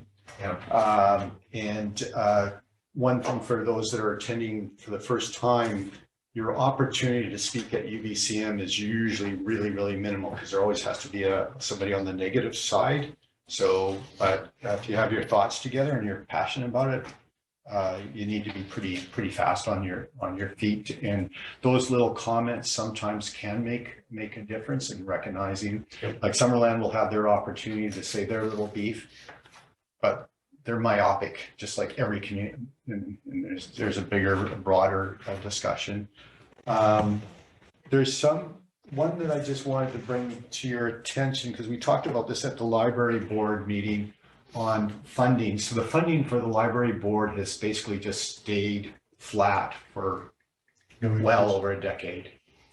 And so the library boards would like to see the province putting money into more money into the into subsidizing libraries. From my perspective, like this is one, so they're saying, okay, province give more money. And that's one of the problems with resolutions. It's just province give more money, more money, more money.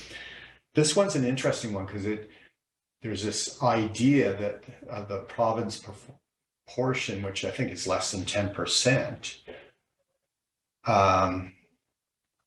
should be increased, but it's distributed amongst people anyway. So whether we pull that money directly out of taxation, local taxation, or the province, really it's, and so that's one that I might actually speak against you because just what everybody's going to be on that. It's kind of a minor thing, but if you have any sort of questions on that, being on the library board, generally people are wanting more money. Protection of old growth forests, that's a pretty controversial thing right here in Revelstoke. That's on the resolutions. There is a recommendation to endorse on that protection.